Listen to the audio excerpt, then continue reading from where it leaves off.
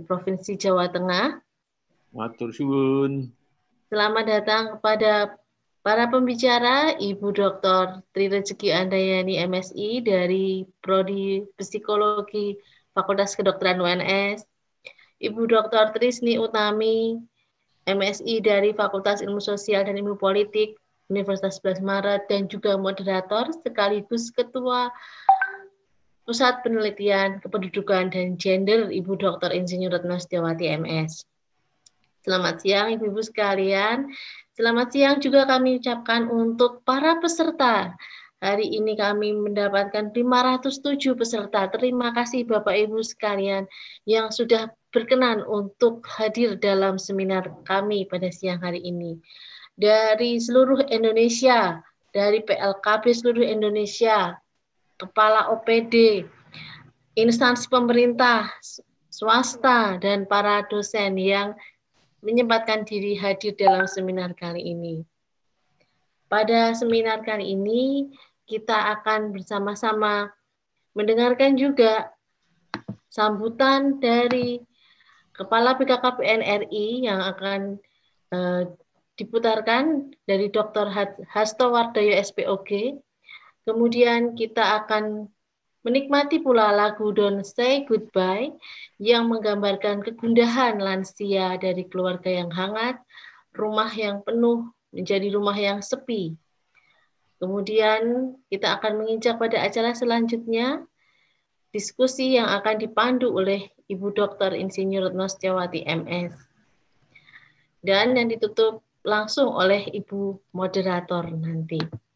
Bapak Ibu sekalian, untuk memulai pada acara hari ini, kita bisa bersama-sama menundukkan kepala sejenak supaya kita mendapatkan kelancaran acara pada hari ini. Berdoa kami persilahkan. Cukup. Untuk acara selanjutnya, kita bisa memulai dengan sambutan dari Bapak Kepala BKKBN RI, Bapak Dr. Hasto Wardoyo SPOG. Monggo kami persilahkan bisa diputarkan videonya.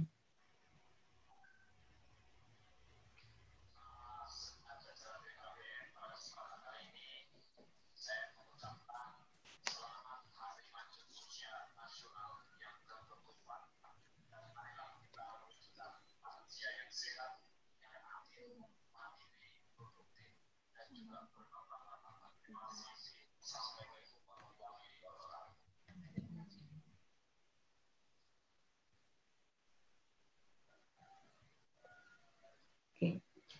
Terima kasih. Acara yang kedua adalah pemutaran lagu Don't Say Goodbye tentang kegundahan lansia yang akan kita jadikan sebagai tema acara pada siang hari ini. Monggo.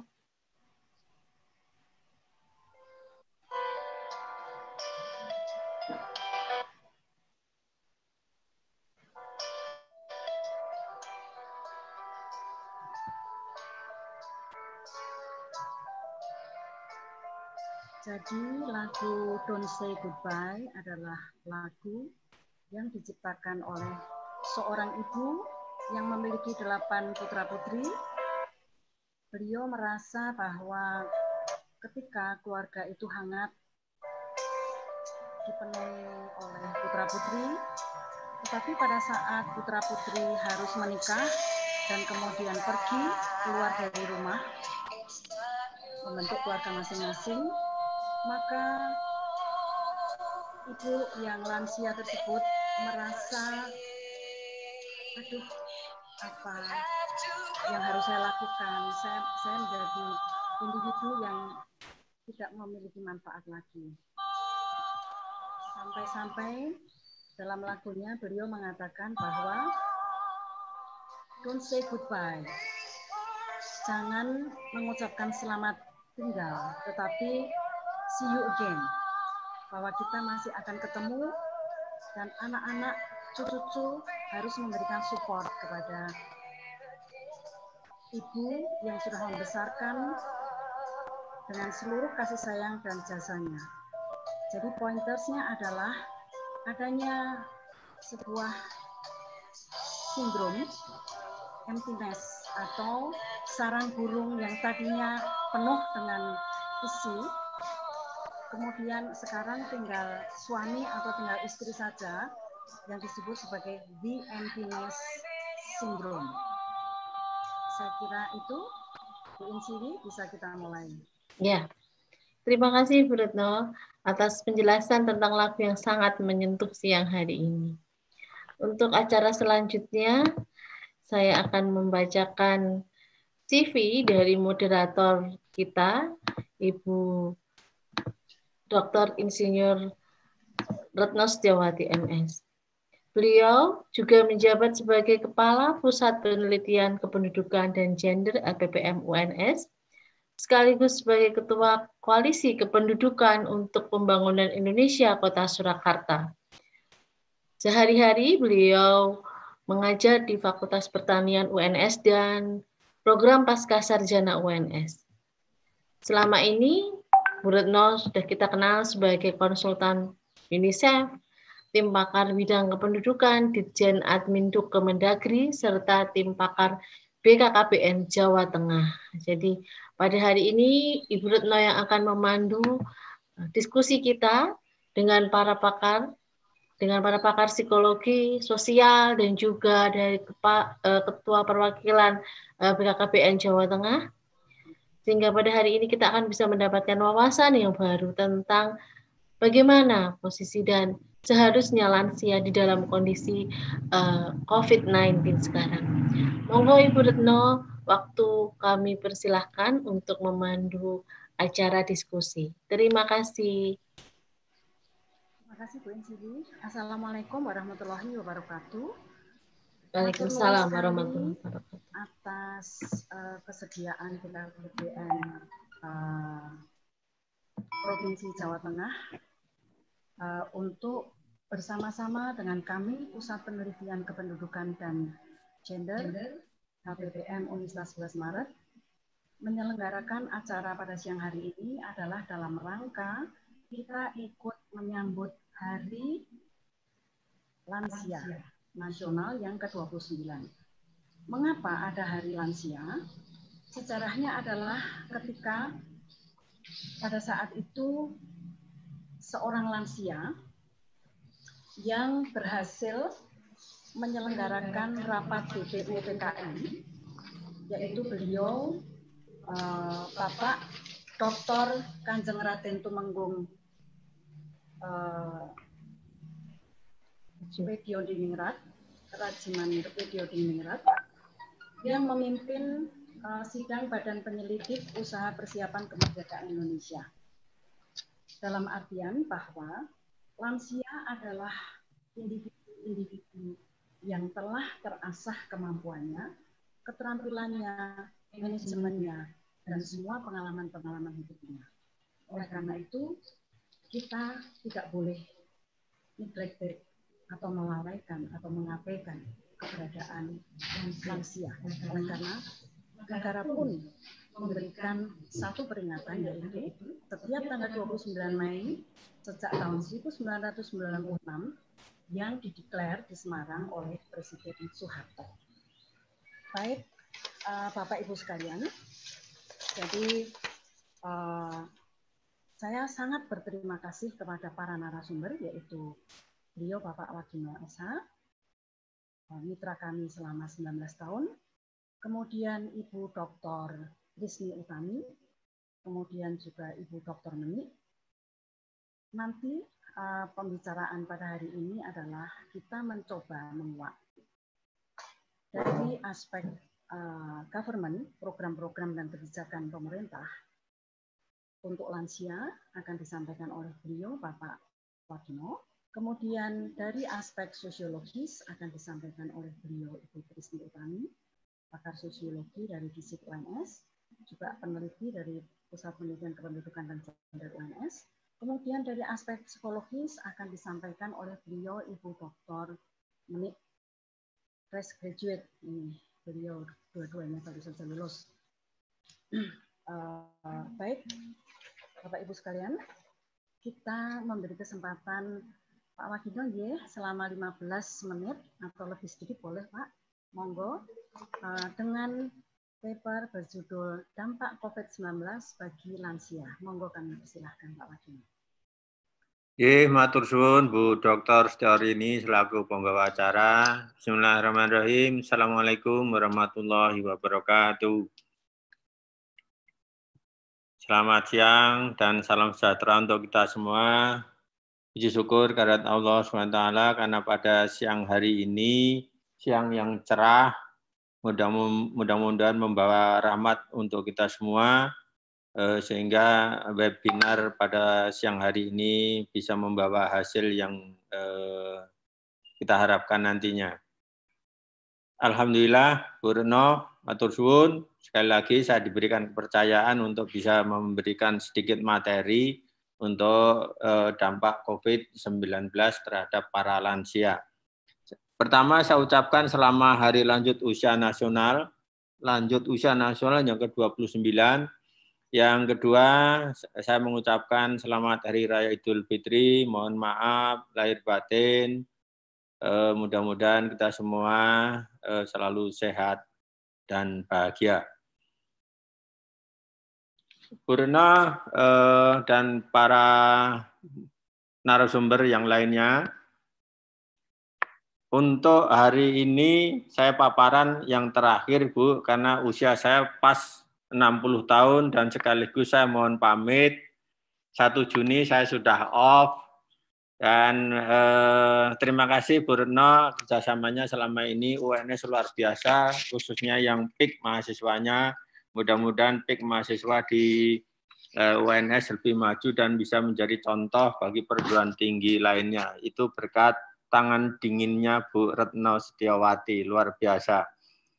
Baik, Bapak Ibu sekalian yang kami hormati, ini saya sedikit menceritakan saja tentang dampak COVID-19 bagi lansia. Lanjut.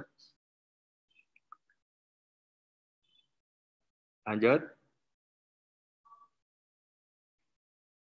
Ini, secara ekonomi memang sangat mempengaruhi terhadap para lansia sekarang ini, di mana COVID-19 ini juga pengaruhnya ternyata luar biasa terhadap ekonomi, mental, responder, kehidupan, dan kematian, kerentanan, kekerasan, dan pembiaran.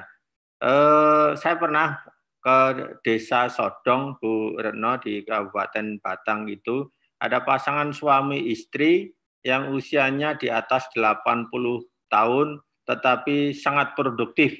Itu rata-rata hanya setiap hari membuat wayang terbuat dari bambu, dan suaminya itu membuat tampah. Wayang itu hanya dijual seharga sekitar 5.000, sementara tampah itu bisa dibuat selama 1 bulan dan dijual hasilnya hanya 30.000. Ya, usia 85 tahun ke atas tetapi masih tetap produksi.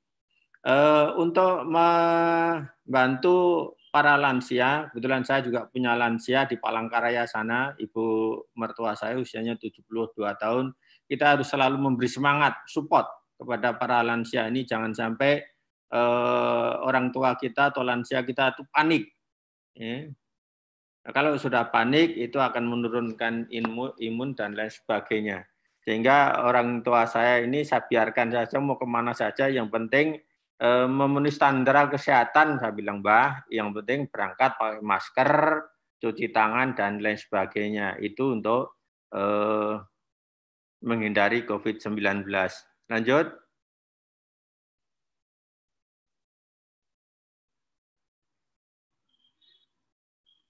Slide berikutnya. Nah, dampaknya adalah kesehatan lansia berdasarkan status ekonomi, yang kedua kesehatan mental. Tadi yang saya sampaikan, kalau kita punya lansia harus kita berikan semangat supaya para lansia-lansia ini jangan sampai panik dan lain sebagainya, ya, karena berdasarkan info-info yang saya terima, ternyata yang kena COVID-19 ini rata-rata di atas usia 60 tahun. Mungkin Bu Retno usianya juga mungkin sudah sama dengan saya, tetapi saya lihat masih sehat, bugar. Ini yang kemungkinan kita selalu menjaga kesehatan, terutama tidak panik, ya, selalu menjaga kesehatan, cuci tangan dan sebagainya. Ya, lansia tinggal sendiri itu paling menderita, betul. Karena kemungkinan anak-anaknya tidak peduli lagi terhadap orang tuanya yang tinggal sendirian atau tinggal jauh dan sebagainya.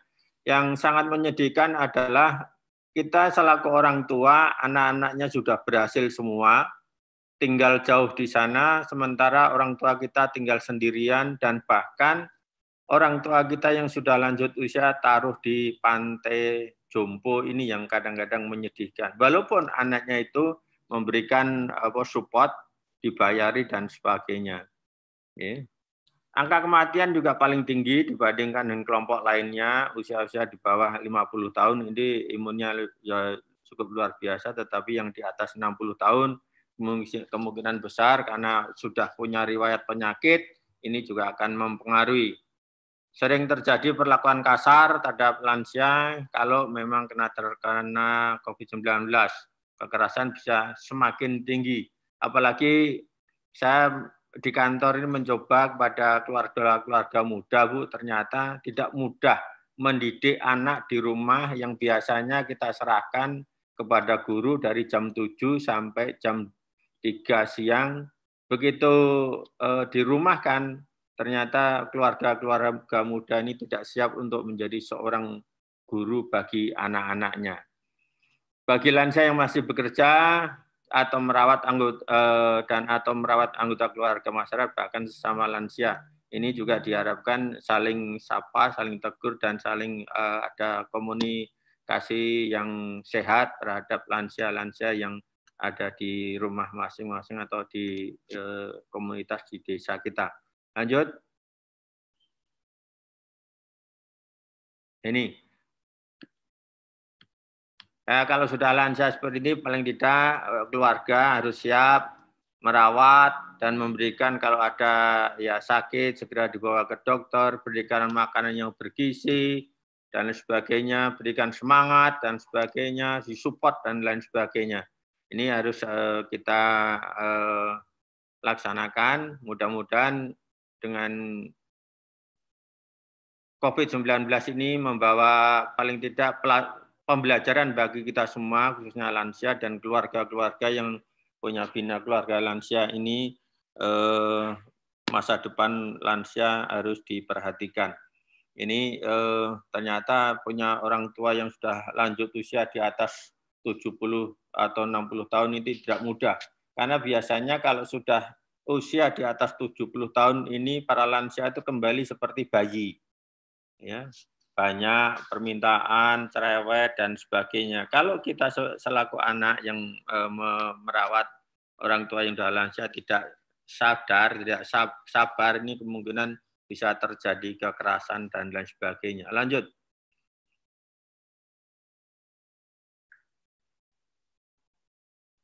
Ini upaya mewujudkan lansia sehat, aktif, produktif, perlu diperkuat dengan memperhatikan isu.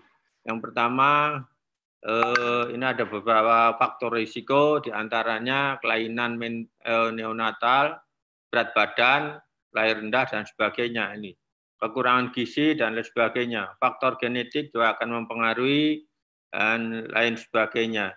Di Indonesia sekarang ternyata lansia ini semakin tahun bertambah terus karena kemungkinan besar faktor kesehatannya yang luar biasa bagus, termasuk gizinya bagus. Ini juga ternyata kurvanya semakin tahun semakin bertambah usia yang di atas 60 tahun. Tetapi dengan usia, walaupun usia di atas 60 tahun, saya perhatikan banyak lansia-lansia di pedesaan ini masih sangat produktif.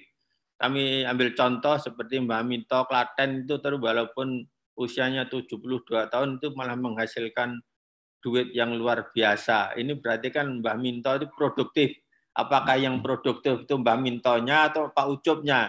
Ini contoh bagi lansia-lansia yang sangat produktif itu di syukur-syukur di semua desa atau anak-anak muda yang seperti Pak Ucup Klaten itu bisa memanfaatkan lansia-lansia tangguh seperti Mbah Minto, supaya Mbah Minto lainnya itu tetap sehat, bugar, dan produktif.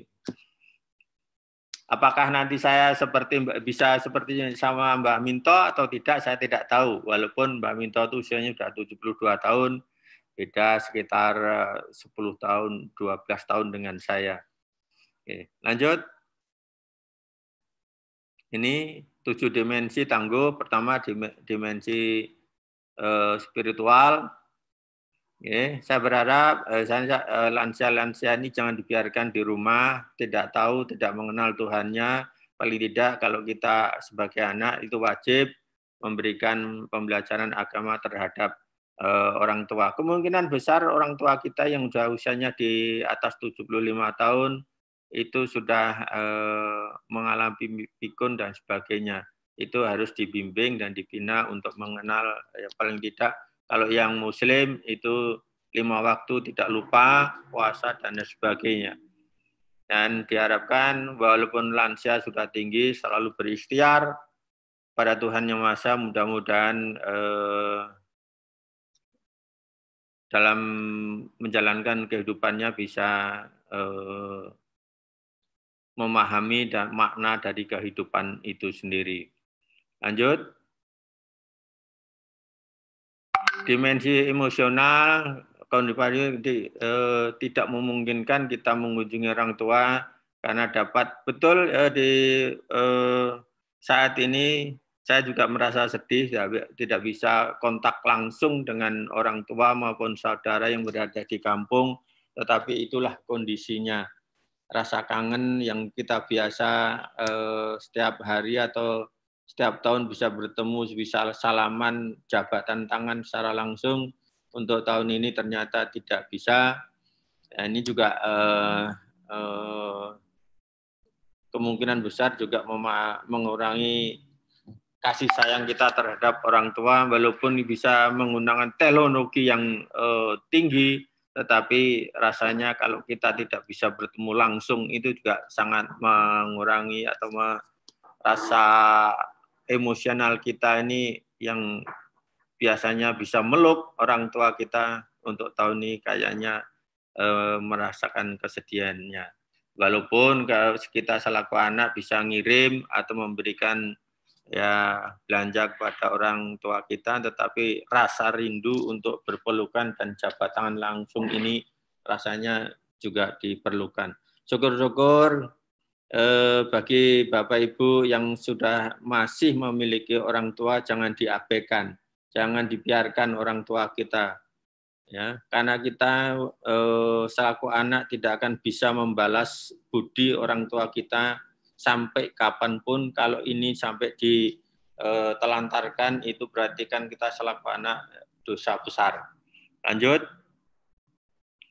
Dimensi yang ketiga adalah dimensi sosial, melalui komunikasi daring dengan, atau paling tidak mudah-mudahan di pasca pandemi ini orang-orang tua kita bisa berkomunikasi dengan tetangga dan lain sebagainya secara langsung, ya.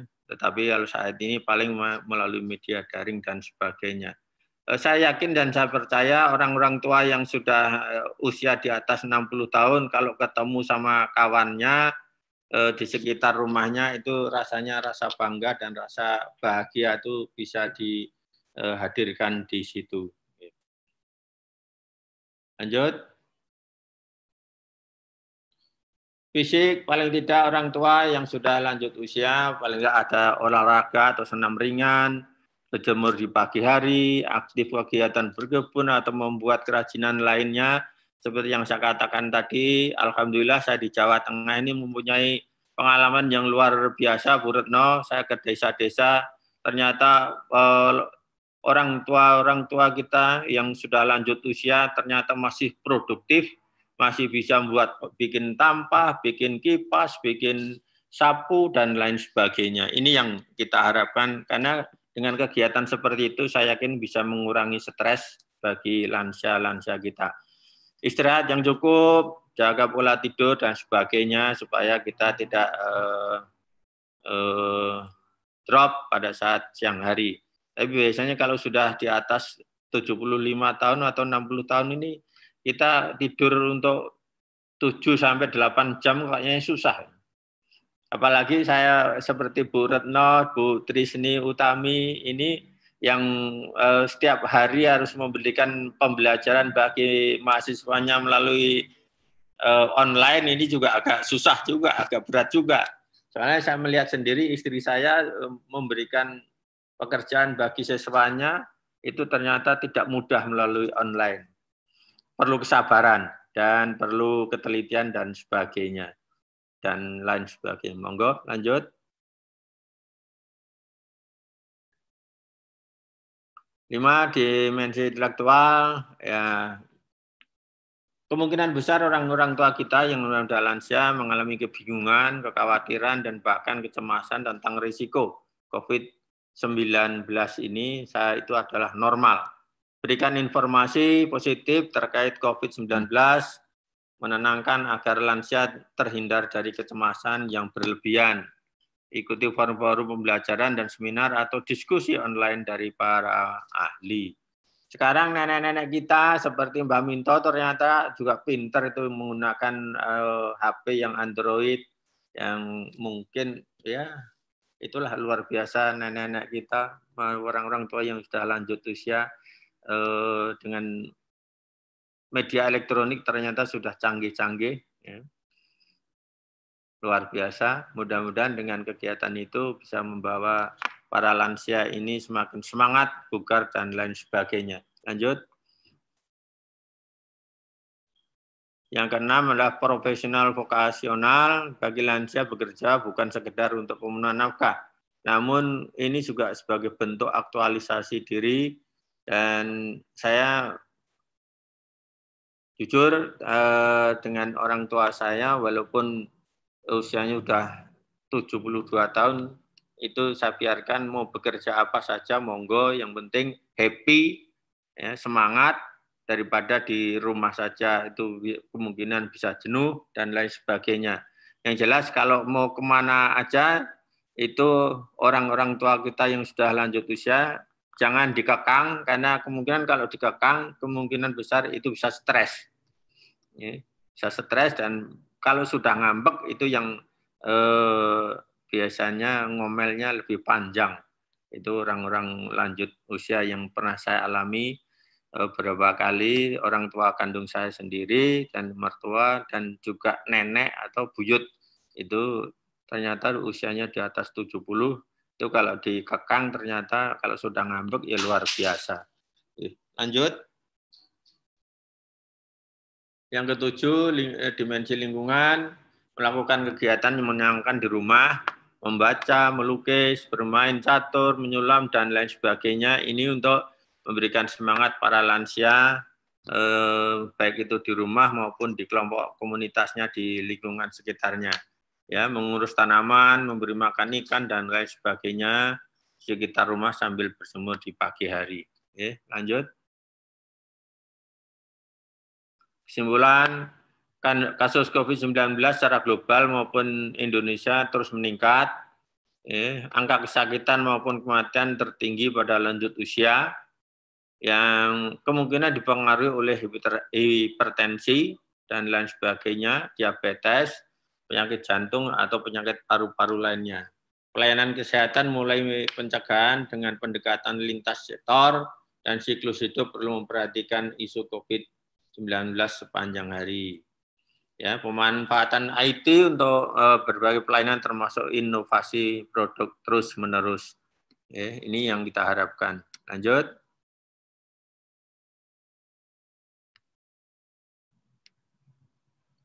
Mudik bawa bahaya ke keluarga. Sejumlah orang dengan positif COVID-19 di daerah, pemudik dari wilayah daerah terus terinfeksi. Selain akan mempengaruhi keluarga, tersayang juga mereka pun harus masuk karantina. Jadi sebaiknya ya jangan mudik dulu. Dan ini contoh-contoh yang untuk kita yang kena karantina ini kayaknya. Lanjut. Mungkin itu Bu Retno yang dapat kami sampaikan. Saya yakin itu tidak memuaskan paparan saya. Sekali lagi terima kasih. Assalamualaikum warahmatullahi wabarakatuh. Terima kasih Pak Wadi. Jadi Bapak Ibu sekalian, terima kasih sekali ada 570 peserta yang bisa bergabung dengan kita, dan itu pun masih banyak yang gabung melalui YouTube live streaming. Saya tadi belum membacakan CV Bapak Wagino. Pak Wagino lahir di Yogyakarta, menikah dan memiliki 2 putri ya Pak ya. Betul Bu. Iya. Jadi konsisten ya Pak ya, karena kita berada di lingkup BKKBN, maka putranya harus hanya 2 ya Pak ya.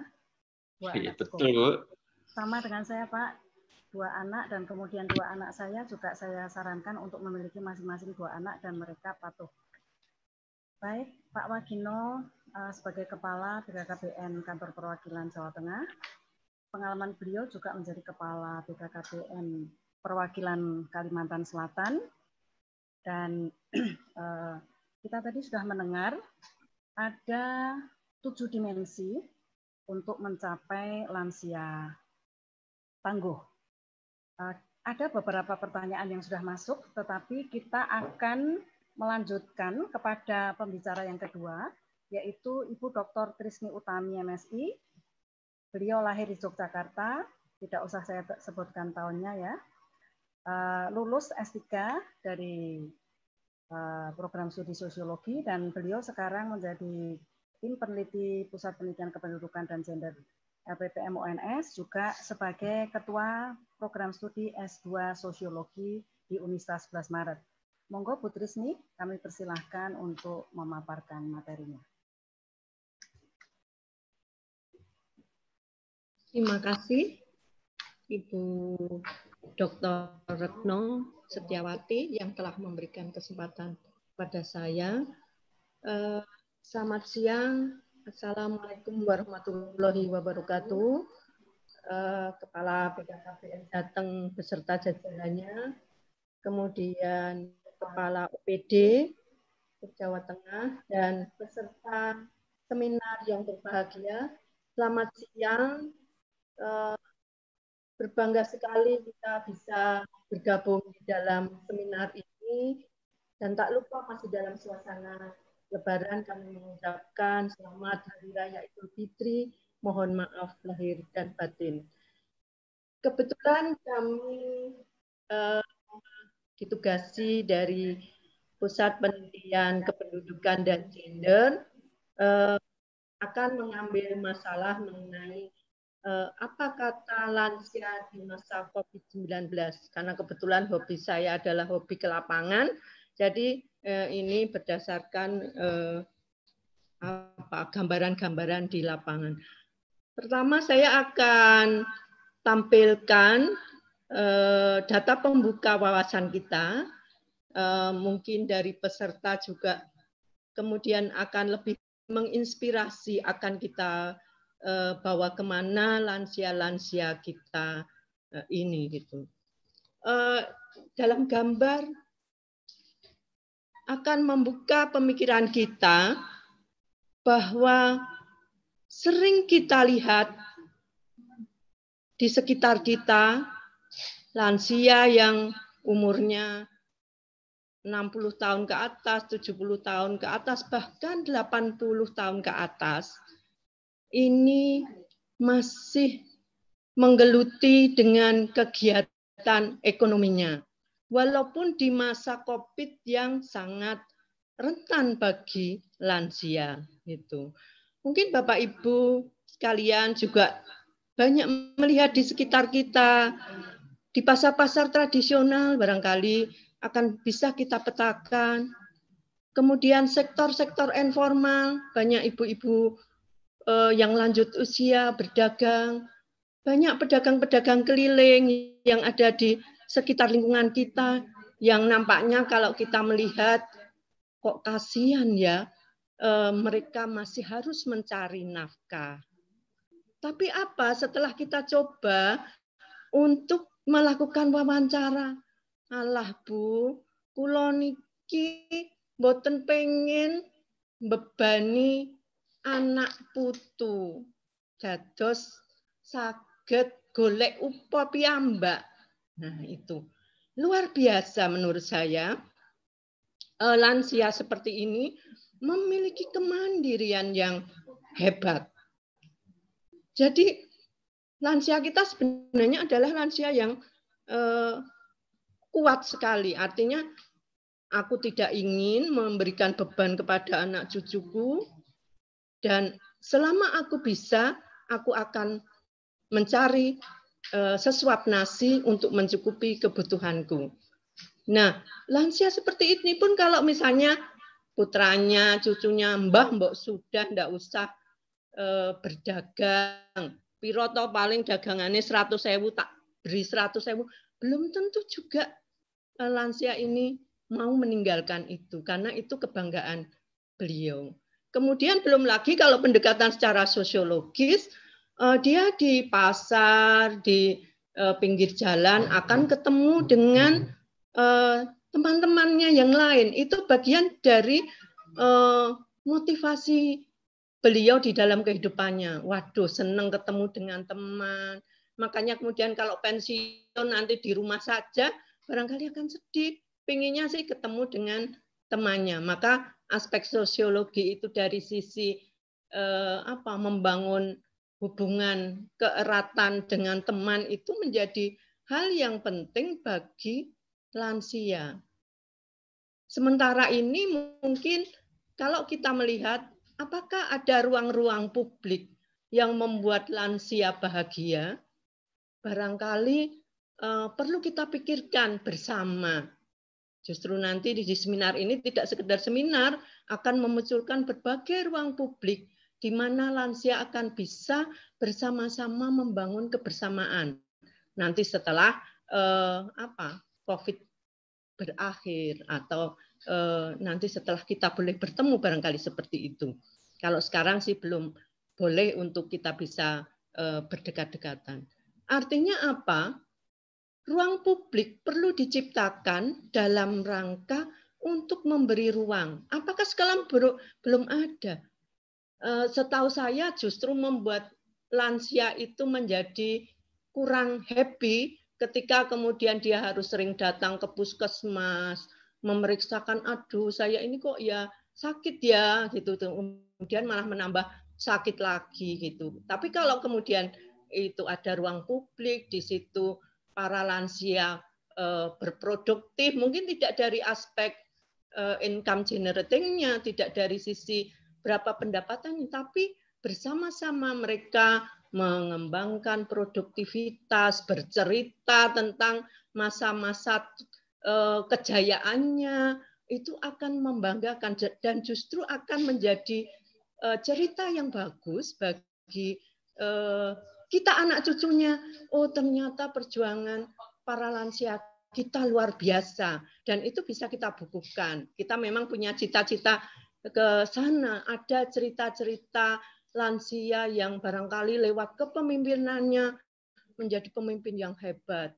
Kita akan dekati mereka, si mbah-mbah atau si eyang-eyang ini kita minta cerita, dan nanti akan menjadi bahan yang luar biasa untuk membekali kehidupan kita di masa mendatang. Nah, ruang publik inilah yang sebenarnya akan memberikan kebahagiaan bagi lansia di dalam membangun kebersamaan.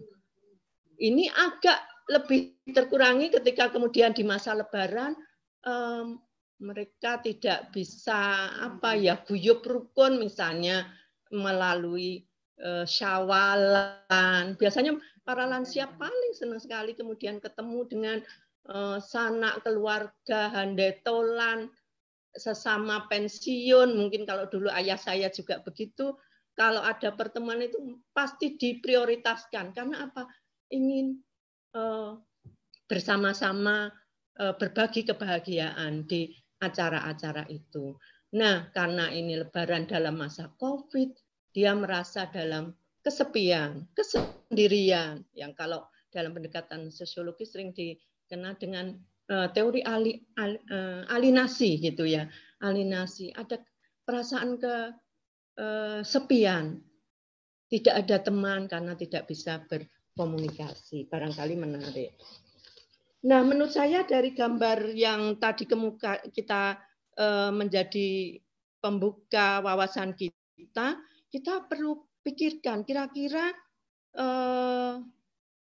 kesibukan-kesibukan apa ya yang bisa dilakukan oleh para lansia kita. Jadi ya jangan banget-banget kok lerkoso gitu ya, Mas, sudah tua menggendong tenggok dengan isi yang berat gitu, itu kita rasanya kok tidak mentolo. Jadi itu barangkali akan menjadi data pembuka wawasan kita. Nah, sebenarnya apa toh? Apakah itu tujuan dari ekonomi mereka untuk mencukupi kebutuhan hidup? Bahwa lansia yang seperti itu akan juga memunculkan ke hal-hal yang sifatnya pemenuhan kebutuhan hidup. Ya, kebutuhan hidup. Nanti kita akan bisa lihat ke hal-hal semacam itu. Nah, artinya harus kita pikirkan juga ke depan seperti apa. Nah, kemudian lansia termasuk dalam resiko tinggi terkena COVID gitu ya. Saya baca dari Kompas 8 Mei menunjukkan lebih dari 90% kematian akibat virus corona terjadi pada penduduk usia lebih dari 60 tahun ke atas. Nah, ini berarti kan seperti gambar yang kami kemukakan di depan tadi, waduh, para lansia ini sangat rentan sekali kalau nanti terkena COVID. Apalagi sekarang klasternya sudah memasuki misalnya klaster pasar tradisional. Nah, pasar tradisional kita yang pedagangnya umur 60 tahun ke atas itu cukup banyak. Harus kita apakan itu, misalnya seperti itu. Kita harus mungkin perlu ada alat pelindung diri juga gitu ya, untuk agar lansia-lansia yang bekerja di pasar tetap terlindungi. Lalu kemudian apa sih pemahaman COVID-19 bagi lansia-lansia kita? Kalau saya bicara dengan para lansia, menganggap bahwa pandemi corona itu belum dianggap sesuatu yang menakutkan bagi mereka, itu ya. Contohnya ketika kebetulan mereka memeriksakan rutin ke kesehatannya di suatu puskesmas, mereka datang dan kemudian perawatnya bilang, "Mbah, kok tindak teng puskesmas? Mangke ketempelan corona lho." Ternyata si mbah ini tidak takut karena mengatakan, "Lah, corona mboten wani kalih wong tuwek-tuwek, senengane ngunjuk jamu." Nah, jadi pemahaman beliau itu kalau sudah sering minum jamu aman terhadap lansia, terhadap COVID gitu. Sehingga wah, kula pun saben dina niku nggodhog empon-empon. Nah, itu kata para lansia ini. Mereka sudah merasa aman. Mereka sudah, itu kan kegiatan saya rutin periksa, cek tensi dan sebagainya. Nah, makanya kemudian kita perlu memikirkan juga apakah harus datang ke puskesmas atau tidak, kemudian ke suatu tempat tertentu yang aman, misalnya puskesmas pembantu yang barangkali tidak banyak pengunjungnya, itu bisa dipakai untuk periksa para lansia-lansia yang setiap bulan pengen cek tensinya. Nah, itu mereka itu sudah merasa aman, sudah merasa senang ketika kemudian sudah periksa dan kemudian tahu tensinya dan sebagainya. Itu yang kita mendapatkan pemahaman dari mereka. Jadi mereka sebenarnya juga kenal dengan pandemi itu yang dia kenal sebagai pagebluk. Itu menurut bahasa para lansia. Kuwi zaman biyen ya ono gitu. Jadi nampaknya sudah sudah sering juga dulu di masa mudanya ada pandemi yang disebutnya dengan pagebluk, dan itu menjadi bagian yang barangkali mereka dulu pernah mengalami itu. Nah, sekarang apa tugas kita di masyarakat untuk menjaga lansia di sekitar kita? Tentu harus memberikan pemahaman sesuai dengan kerangka pikir mereka. Jadi jangan kita menggurui beliaunya, tapi cobalah untuk melakukan pendekatan-pendekatan yang sesuai dengan pemahaman beliaunya. Kalau kita waduh terlalu ilmiah, mereka malah menolak dengan adanya sosialisasi. Itu. Jadi itu pertama pemahaman tentang COVID. Kemudian yang selanjutnya adalah tentang kebiasaan. Para lansia itu sudah terbiasa dengan mencuci tangan. Niku pun sering kula mbiyen nek kalih orang tua dia di rumahnya itu selalu disediakan apa itu? Tempayan.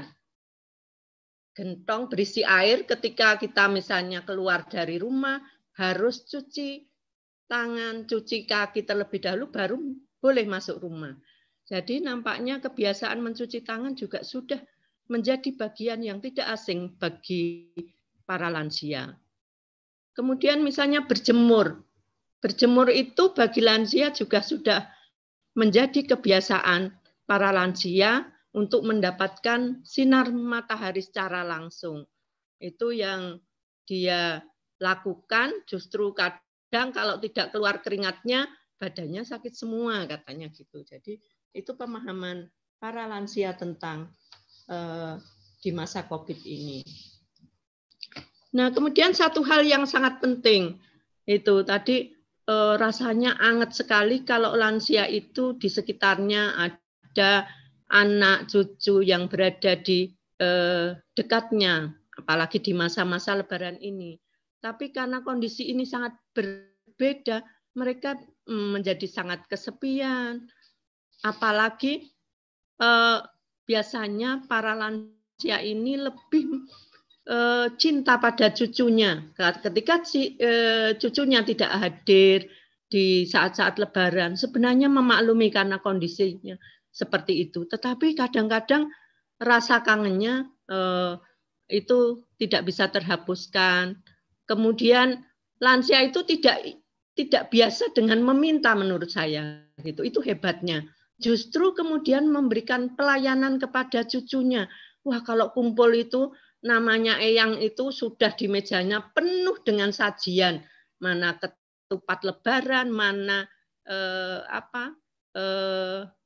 sambal gorengnya eyang, katanya sambal gorengnya eyang tidak kalah dengan sambal goreng yang lain. Nah, itu yang kemudian lansia itu sukanya memberikan sesuatu kepada cucunya, tidak meminta. Itu yang kita anggap bahwa lansia-lansia kita memang hebat. Maka kemudian mari kita di seminar ini juga akan memunculkan berbagai kegiatan. Kalau di sosiologi dikenal dengan gerakan sosial lansia, itu perlu kita perdengungkan, perlu kita wujudkan dalam rangka kepedulian kita kepada lansia. Banyak hal yang kita bisa pikirkan di dalam gerakan-gerakan lansia, dan mudah-mudahan nanti dengan seminar ini akan bisa memunculkan gerakan-gerakan sosial lansia. Saya kira itu. Matur suwun sekali Ibu Dr. Retno Setiawati kesempatan yang telah diberikan kepada saya. Terima kasih, saya sharing pengalaman saja, mudah-mudahan nanti akan berkembang menjadi aktivitas kita bersama. Terima kasih. Assalamualaikum warahmatullahi wabarakatuh. Terima kasih Ibu Trisni. Beliau menceritakan berbagai karakter lansia yang pada dasarnya lansia adalah termasuk insan-insan tangguh yang never give up. Jadi beberapa poin tadi bisa kita pahami. Ada beberapa pertanyaan masuk, tetapi kita akan langsung saja kepada pembicara yang ketiga.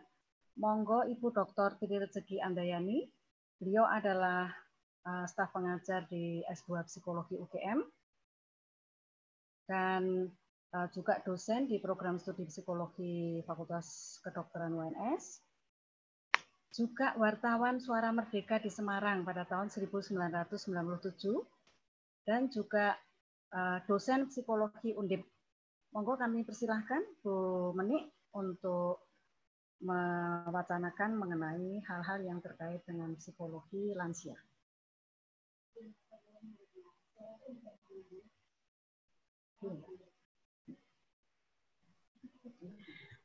Matur nuwun Bu Retno.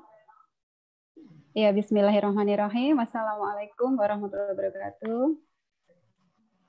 Ya, di kesempatan yang baik ini, saya mengucapkan selamat Hari Lansia untuk kita semua, baik yang sudah lansia maupun menjelang lansia nantinya. Kemudian selamat Idul Fitri 1441 Hijriah, mohon maaf lahir dan batin. Semoga apa yang kita lakukan selama bulan Ramadan kemarin, amal ibadah kita diterima Allah SWT, dan kita bisa berjumpa lagi pada Ramadan-Ramadan berikutnya, tentu dengan keadaan yang lebih baik daripada sekarang. Matur nuwun sekali lagi untuk Bu Retno, selaku Ketua Pusat Studi Kependudukan dan Gender LPPM UNS, yang sudah memberi kesempatan pada kami semua untuk berpartisipasi dalam seminar lansia hari ini. Matur nuwun juga pada Pak Wagino yang berkenan untuk bergabung mengisi menjadi narasumber, kemudian Bu Trisni dan kawan-kawan PPKG yang mandegani acara ini di tengah-tengah kesibukan Ramadan, kemudian kuliah online, dan juga Lebaran. Alhamdulillah bisa berjalan dengan baik. Kemudian tidak lupa juga matur nuwun kepada para peserta yang tentunya hari ini tentu tantangannya cukup besar, terutama bagi yang masih melanjutkan puasa Syawal, ini masih serangan-serangan ngantuk ini udah yang paling besar di jam-jam sekian. Tapi alhamdulillah ikut berpartisipasi baik melalui Zoom maupun melalui YouTube. Matur nuwun sekali.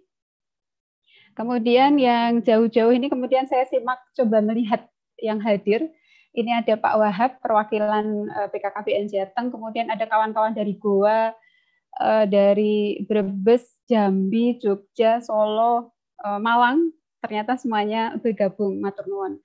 Dan ini sebetulnya kalau saya boleh menambahkan informasi sedikit sebelum materi ke saya, ini adalah seri pertama dari rangkaian seminar PPKG, jadi nanti tanggal 29 Juni akan ada lagi, Juli juga ada lagi, jadi mohon Bapak Ibu yang berpartisipasi hari ini terus bersemangat untuk terlibat dalam kegiatan-kegiatan yang diselenggarakan oleh PPKG LPPM UNS yang kebetulan dimandegani oleh Bu Retno Setiawati.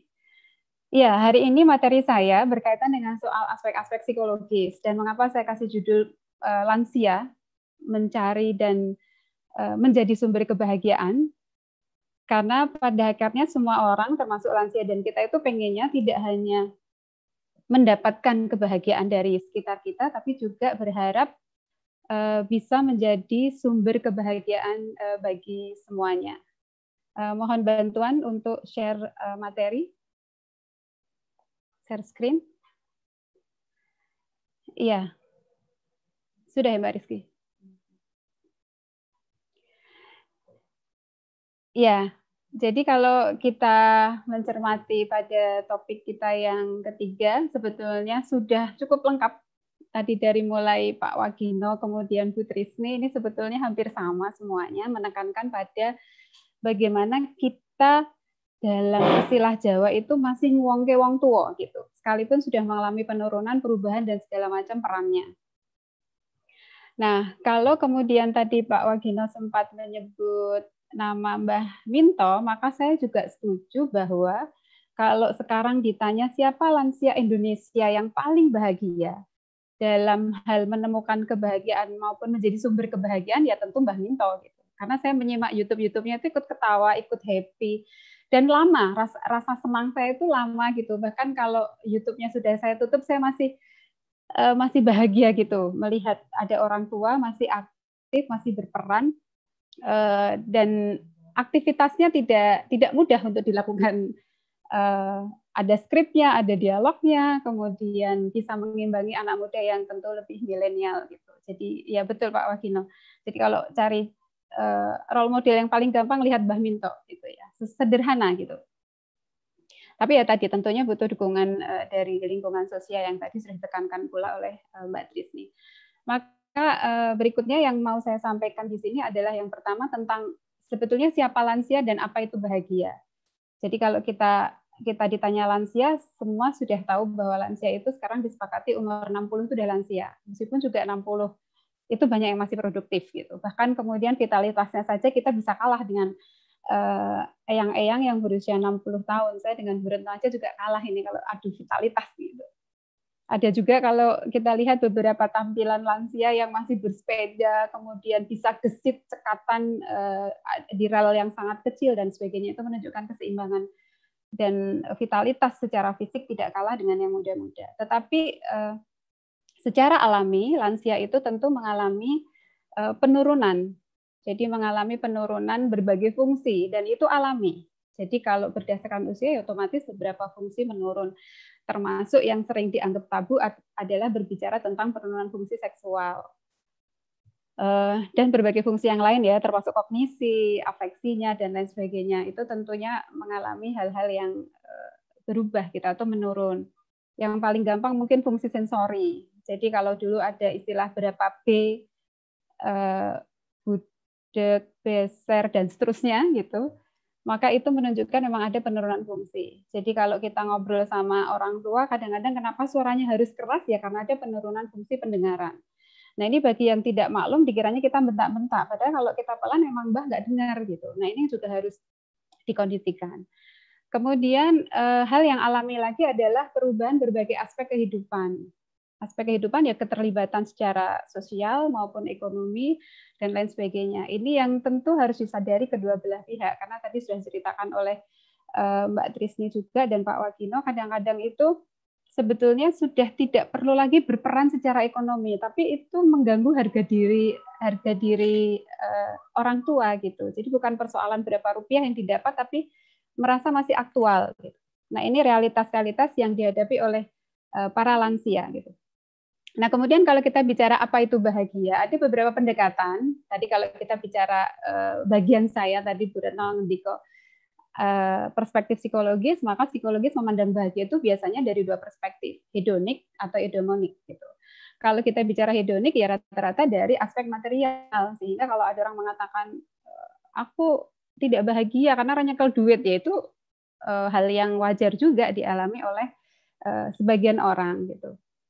Yang kedua adalah aspek eudaimonik yang ini jauh lebih esensial. Kalau menurut Aristoteles ini bahagia bukan persoalan materi, tapi mengenai pemaknaan gitu, yang dikaitkan dengan perilaku etik.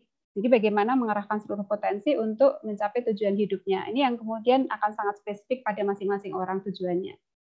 Nah, tolak ukur keduanya tentu berbeda. Jadi ini yang menekankan pada pendekatan dulu mengenai apa itu bahagia.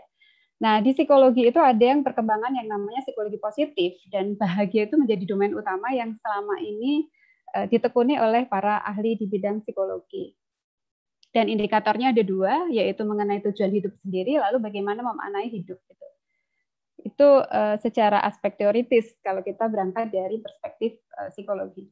Lalu kalau kita menelusuri penelusuran berikutnya, maka kita akan melihat beberapa literatur yang menyebutkan adanya beberapa tipe kepribadian. Next slide. Ya. Jadi kepribadian ini tidak menjadi tolak ukur yang terkotak-kotak secara kaku. Kita bisa melihat dari yang paling rendah atau paling bawah adalah lansia yang sampai tua itu lebih cenderung mempersulit diri sendiri. Artinya itu lebih sensitif, lebih suka menyalahkan diri sendiri, merasa belum berperan, kemudian merasa hidupnya sengsara, dan biasanya kalau dibantu cenderung tersinggung dan seterusnya gitu. Nah kemudian pada tipe yang kedua itu tipe-tipe yang lebih cenderung kalau tadi benci pada diri sendiri, self hate yang ditampilkan, kalau bermusuhan itu lebih pada orang lain. Jadi masih banyak keinginan, kemudian menuntut sekitar untuk memaklumi. Nah, kemudian berikutnya lagi adalah lansia yang tipenya tergantung. Nah, tergantung ini sebetulnya bisa muncul dari keluarga yang disharmonis maupun harmonis justru, karena semakin selalu dilayani maka ketergantungannya semakin besar. Tetapi pada akhirnya kalau ini tidak diimbangi dengan kemandirian tadi, maka yang terjadi saat dia kehilangan orang-orang yang sangat dekat, maka kedukaannya menjadi lebih mendalam dan agak lebih susah untuk rilis kembali gitu. Jadi ini yang cukup harus diperhatikan. Jadi kalau kita terlalu ngeman gitu, apa-apa nggak boleh, itu bisa menjadi ketergantungan atau juga justru perlawanan tadi gitu, karena dorongannya sebenarnya pengen mandiri gitu. Yang disampaikan oleh Bu Trisni tadi juga saya jumpai di beberapa tempat, seperti kalau di Solo itu yang suka jalan-jalan ke balapan tuh sering ketemu mbah-mbah dengan tenggok yang diisi kacang, brambang, bawang, istilahnya kecekali dagangan gitu. Dan kalau kita lihat rupiahnya itu sebetulnya ya nggak worth it gitu dengan tuyuk-tuyuknya panas gitu. Tapi kalau ditanya ya marem gitu, nyekel duit seko keringetnya dewe gitu. Nah, dan kalau disuruh istirahat sambatnya malah pegel kabeh. Nah, ini menunjukkan bahwa sebetulnya ada hal yang ingin ditunjukkan dari aspek kemandirian. Nah, secara tipe itu sendiri juga ada yang memang lansia ini mandiri, dan biasanya ini ditunjukkan dari tipe-tipe yang sudah tidak produktif, mampu menghadapi masa pensiun dengan baik gitu. Jadi tetap punya otonomi meskipun terbatas dan tidak mengalami post-power syndrome saat mengalami purna tugas.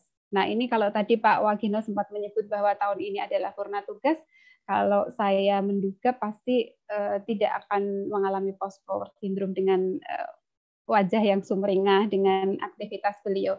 Dan ini sebenarnya berita bagus untuk kami, Pak, karena kalau Bapak sudah tidak terikat di BKKBN, berarti jauh lebih banyak lagi waktu buat PKG. Gitu. Jadi sekaligus nodong ini. Kemudian kalau yang tipe yang paling ideal adalah konstruktif. Jadi tipe lansia yang tenang, yang bisa menikmati hidup tanpa gejolak, tapi juga tadi punya kemantapan dalam menuju hari tua. Jadi kenapa ini sifatnya saya bikin sebuah tanjakan karena tidak ada proses yang tiba-tiba langsung semuanya menjadi ideal. Jadi ini bisa fluktuatif, naik, bisa juga turun karena misalnya kayak ada lansia yang dari awal mandiri, kemudian tidak tergantung, beliau dependen, tapi kemudian mengalami sakit yang parah. Maka kalau penerimaan dirinya terhadap kesakitan ini tidak bisa tepat, maka bisa jadi akan nurun pada posisi benci pada diri sendiri. Jadi mulai kehilangan harapan hidup dan seterusnya. Dan biasanya kalau ditolong oleh sekitar tuh justru makin muring-muring gitu. Tapi kalau dicuekin tambah muring-muring juga gitu. Jadi sekali lagi ini adalah proses yang sifatnya sangat dinamis. Nah, yang berikutnya adalah kita bicara lalu apa yang perlu dikelola agar lansia tadi menuju lansia yang konstruktif. Kalau kita bicara dari aspek ketangguhan juga pada aspek bahagia tadi. Maka ada aspek kognisi, ada aspek afeksi, dan aspek psikomotor, di mana ketiganya sekali lagi meskipun ini dibuat seperti kotak, sebetulnya saling berhubungan satu sama lain, di mana kita bisa mengembangkan kognisi sekaligus melibatkan afeksi, sebaliknya juga keterlibatan dalam konasi itu menyentuh afeksi dan kognisi dari lansia itu sendiri. Nah, secara rinci kita akan lihat pada slide berikutnya, bagaimana kita mengelola pada aspek kognitif lansia yang secara alami mengalami penurunan tadi. Yang kita bahas satu aspek saja kognitif gitu, kita nggak akan bahas penurunan seksual karena kita punya pakar juga di PPKG, Dr. Istar, yang nanti mungkin di lain waktu akan bicara pada fungsi seksualnya. Nah, saya akan bicara pada aspek kognitif. Jadi lansia itu sebetulnya secara alami mengalami fungsi kognitif di mana ingatan-ingatan jangka pendek ini jauh lebih susah lagi gitu. Dan cenderung kalau kita ngajak ngobrol itu ingatan jangka panjang yang cenderung lebih banyak ditampilkan. Nah, bagaimana cara memperlambatnya? Yang pertama adalah fungsi penerimaan. Berikan stimulasi yang rutin, jadi bukan banyak dalam satu waktu, tapi sedikit tapi rutin dilakukan. Beberapa riset sudah membuktikan rutinitas itu jauh lebih efektif daripada kuantitas yang banyak, tetapi hanya di satu waktu gitu. Kemudian aktivitas ini tidak hanya aktivitas kognitif, stimulasi tentang proses berpikir, menerima informasi, tapi juga aktivitas fisik. Jadi misalnya senam lansia itu ada gerakan-gerakannya. Tentunya mengingat urutan gerakan, mengkaitkan antara irama musik dengan gerakan itu pun melatih kognisi. Kemudian yang aspek berikutnya adalah fungsi memori tadi. Nah, kalau kita bicara soal fungsi memori, maka sediakan waktu yang banyak untuk menemani orang tua ini bercerita. Ya, kalau kita melihat orang tua, ya tadi mungkin pertanyaannya, saya nggak tinggal serumah, maka tetangga yang terdekat itu harus sering-sering menengok. Ya tentu tidak dalam situasi COVID sekarang ya. Kalau dalam situasi COVID sekarang, maka bisa komunikasi bermedia. Jadi memang kalau kemarin tuh ada teman yang kuliah di S3 yang fokus ke lansia juga nanya, Mbak tuh sebetulnya gaptek nggak ya? Karena saya mau menggunakan alat ini. Coba saja diperkenalkan, karena kayaknya itu penting gitu. Jadi sekali lagi aktivitas bercerita. Kemudian beliau yang bercerita, jadi bukan kita yang bercerita lalu para lansia yang mendengar ya, tapi kita yang harus benar-benar mendengar, menyimak, kemudian mencoba bertanya untuk melihat apakah beliau itu bisa mengkaitkan tadi informasi satu dengan informasi lain berdasarkan cerita beliau gitu. Kemudian bermain itu bisa apa saja yang tentu ringan gitu, jangan kasih permainan yang membebani pikiran lansia, bukan makin happy tapi justru malah mikirnya keberatan. Nah, mengisi TTS ini banyak sekali saya jumpai, jadi usia menuju lansia itu ternyata kalau saya suka berkunjung di beberapa tempat yang ada orang tua yang sudah masuk lansia itu, koran-koran itu suka pada posisi terbuka dan bagian TTS gitu, yang ternyata habis diisi oleh orang tua kawan gitu. Jadi itu rata-rata bermain TTS cukup menstimulasi dari aktivasi memori.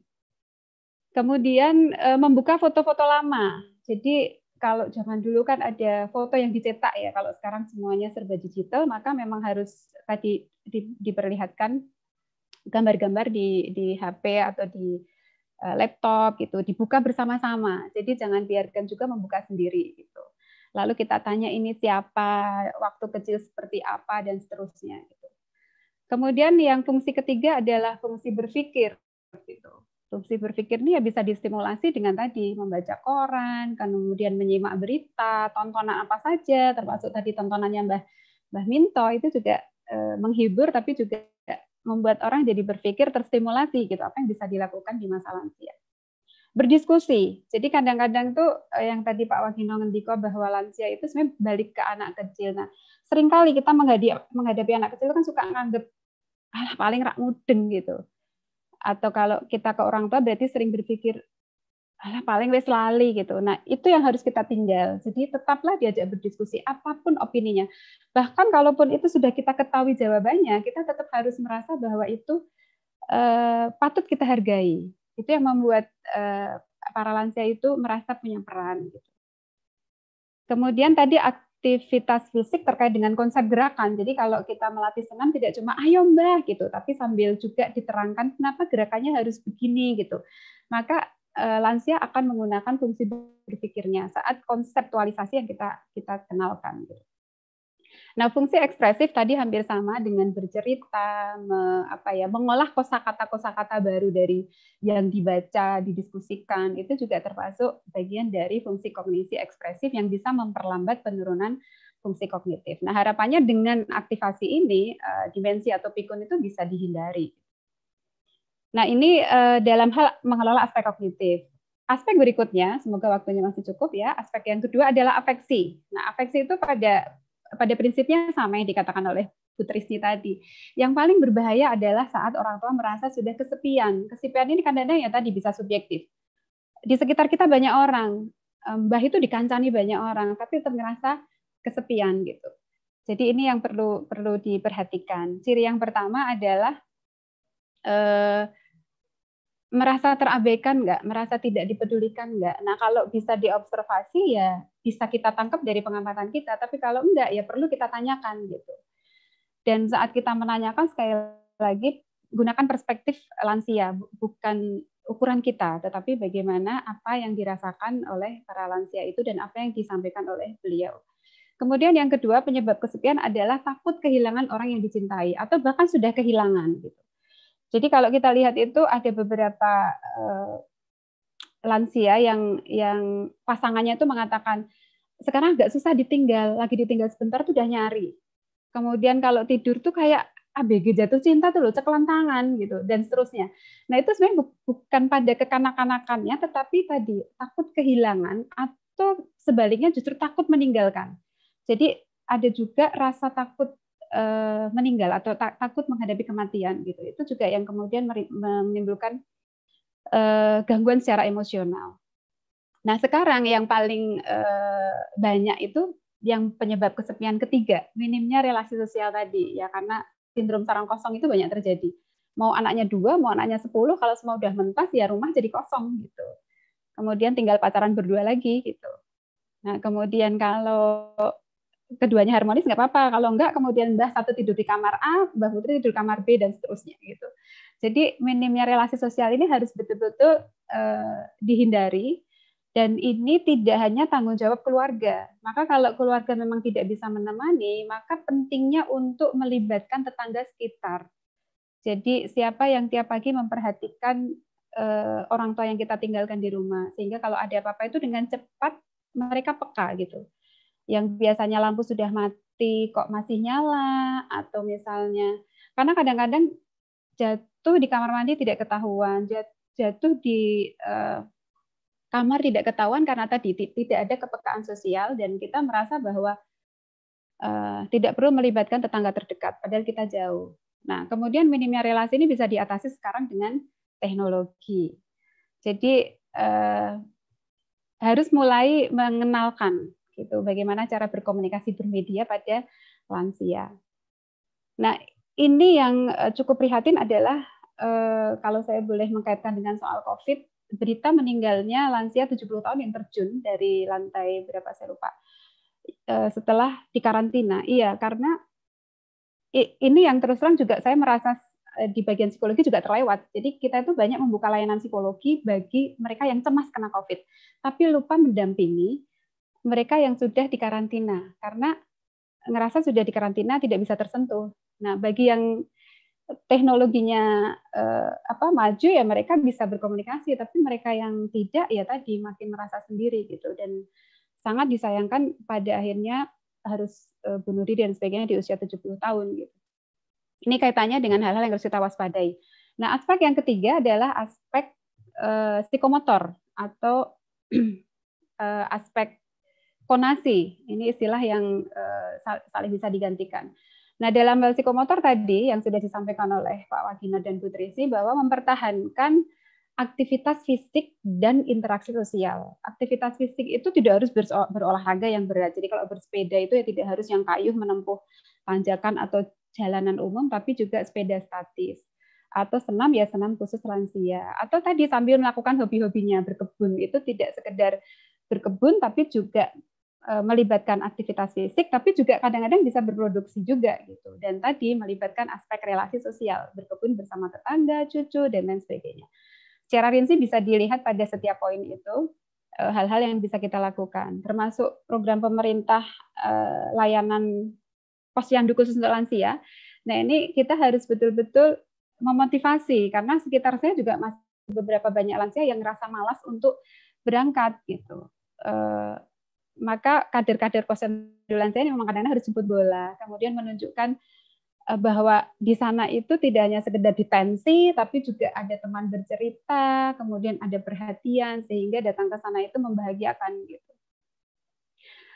Ini juga dialami oleh orang tua yang pensiun, yang kadang-kadang itu sudah dibilangi anaknya misalnya, udahlah Bapak Ibu kan udah sepuh, nggak usah ke bank untuk ngambil duit gitu kan, bisa pakai ATM, bisa ditransfer, atau nggak usah lah pensiunnya diambil, nanti saya penuhi. Persoalannya bukan masalah ngambil pensiun, ternyata waktu saya tanya apa tuh Mbah yang disukai dari berjam-jam ngantri di bank, ternyata tengok-tengoknya itu ngobrol dengan sesama pensiunan. Jadi kadang-kadang perspektif yang berbeda ini yang kadang-kadang membuat lansia nggak bahagia kalau ukuran kita yang dipakai. Nah, kemudian yang ketiga, yang aspek penting dari bagian yang ketiga adalah aspek agama. Jadi dorong lansia untuk terlibat dalam kegiatan agama dan kemasyarakatan. Bakti sosial itu pun juga bisa dilakukan oleh lansia. Sesama lansia yang tidak tinggal di panti boleh juga mengunjungi lansia yang tinggal di panti gitu. Dan seterusnya. Nah, yang berikutnya adalah ada satu riset yang terbaru yang diteliti oleh kawan saya, kebetulan tanggal 22 kemarin juga menyelenggarakan seminar, dan dia memaparkan salah satu temuannya pada slide berikutnya ini. Ada 3 hal yang bisa menjadi faktor yang menunjang proses penuaannya menjadi sukses. Yang pertama adalah tadi selalu menekankan integrasi sosial. Jadi meningkatkan partisipasi sosial dari lansia itu sendiri, kemudian kalau kita perhatikan bahwa ada keterikatan sosial, mencari sumber-sumber dukungan sosial tadi, itu bagian dari integrasi sosial. Kemudian resiliensi, saat kehilangan orang yang dicintai maupun pekerjaan, bagaimana ketangguhan dan keyakinan diri itu masih dimiliki. Dan kalaupun sudah tidak produktif lagi, mereka masih merasa punya makna dalam hidupnya. Termasuk tadi eksistensi dan sebagainya, ini bagian sebenarnya komponen dari resiliensi diri, sehingga proses adaptasinya itu berjalan lebih seimbang.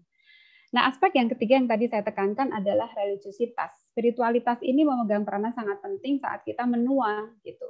Sehingga ketakutan menghadapi kematian, kehilangan itu tidak lagi menjadi satu stresor, karena kita percaya bahwa Sang Pencipta atau Allah itu sudah memberikan nikmat yang banyak dalam kurun waktu usianya sekarang. Jadi tinggal meningkatkan ketakwaan untuk membekali diri masing-masing tadi. Ini aspek religiusitas yang sudah banyak terbukti bahwa ini cukup berperan penting dalam menunjang keberhasilan penuaan. Nah, sebagai slide terakhir, saya memberikan kunci gitu yang saya ambil dari akronim bahagia itu sendiri. Jadi yang pertama adalah kuncinya bersyukur. Jadi kalau lansia itu mau bahagia ya harus pandai-pandai bersyukur. Kemudian A-nya adalah harus disiplin mengatur asupan. Jadi kalau kita sering melihat mbah-mbah yang masih dokoh dahar tengkleng itu memang harus diingatkan gitu contohnya. Jadi harus dijaga gitu karena metabolisme tubuh sudah tidak sebagus waktu masih muda sehingga nanti malah lebih banyak menimbulkan penyakit dan seterusnya. Nah, asupan ini juga harus diimbangi dengan aktivitas fisik, itu A yang lain gitu. Nah, ini hal-hal yang menjadi kunci.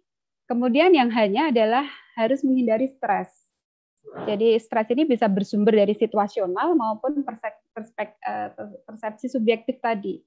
Situasional tuh ya COVID ini juga menjadi stresor. Kehilangan anak-anak, mulai jarang dikunjungi itu juga stresor. Kehilangan pekerjaan dan seterusnya.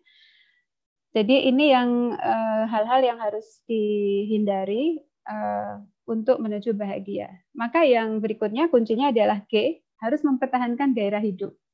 Jadi kalau udah nggak punya harapan hidup ini agak susah gitu kita menangkap kebahagiaan pada wajah-wajah para lansia. Jadi lansia yang bergairah hidup tuh tampak masih berbinar-binar, masih antusias dan sebagainya. Nah, kunci berikutnya adalah I, interaksi sosial yang tadi saya sampaikan. Tidak harus dari saudaranya, tetapi juga bisa orang-orang di sekitar. Gitu. Kemudian yang terakhir adalah agama. Jadi sekali lagi, faktor agama, spiritualitas, religiusitas, ini memegang peranan penting dalam menunjang kebahagiaan. Mungkin ini yang bisa saya sampaikan dalam sesi saya, semoga tidak lebih dari waktu yang diberikan. Dan yang terakhir adalah jangan menua tanpa cerita. Jadi saya menemukan ini di kaos anak saya yang ternyata dia beli secara online. Kemudian saya cari di slide terakhir itu ada tampilannya. Mungkin Mbak Rizky bisa tampilkan.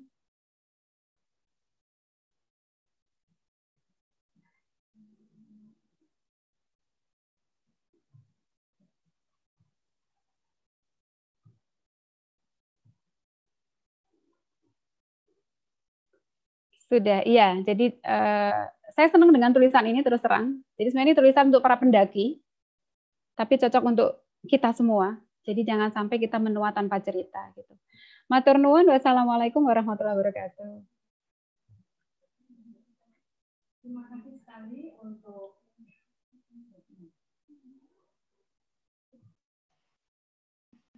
kasih sekali untuk Bu Trisni dan juga Bu Meni. Banyak ilmu yang kita peroleh sore hari ini. Saya tidak akan merangkum karena banyak sekali pertanyaan. Dan dari pertanyaan ini mungkin bisa ditayangkan. Tetapi sebelum pertanyaan ditayangkan, mungkin ada satu pertanyaan dari saya untuk Bu Menik.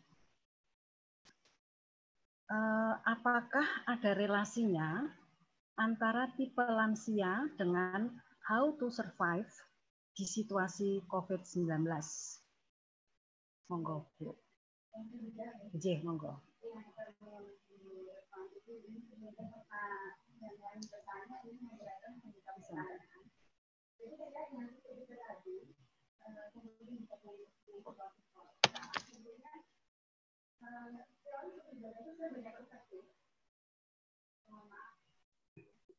Iya. Matur nuwun Bu Retno. Iya, tadi saya lupa masih di mute ya. Iya, sebelum peserta yang lain bertanya, ini ada pertanyaan dari Bu Retno selaku moderator, memancing peserta lain untuk bertanya. Jadi apakah ada hubungan antara tipe kepribadian dengan ketangguhan para lansia ini survive atau bertahan hidup menghadapi tekanan pada situasi COVID yang sekarang ini gitu? Tentunya iya. Jadi kalau kita melihat pada perspektif kepribadian yang tadi yang saya paparkan, yang mandiri, yang lebih konstruktif, itu akan lebih banyak berpikir positif terhadap hal-hal di sekitar. Berpikir positif berbeda dengan menyepelekan loh ya. Artinya berpikir positif itu bukan terus ya tadi dikatakan ora popo, wis duwe jamu, itu bukan seperti itu, tetapi ada optimisme untuk melewati masa COVID ini dengan cara-cara yang tepat. Jadi tidak kehilangan harapan.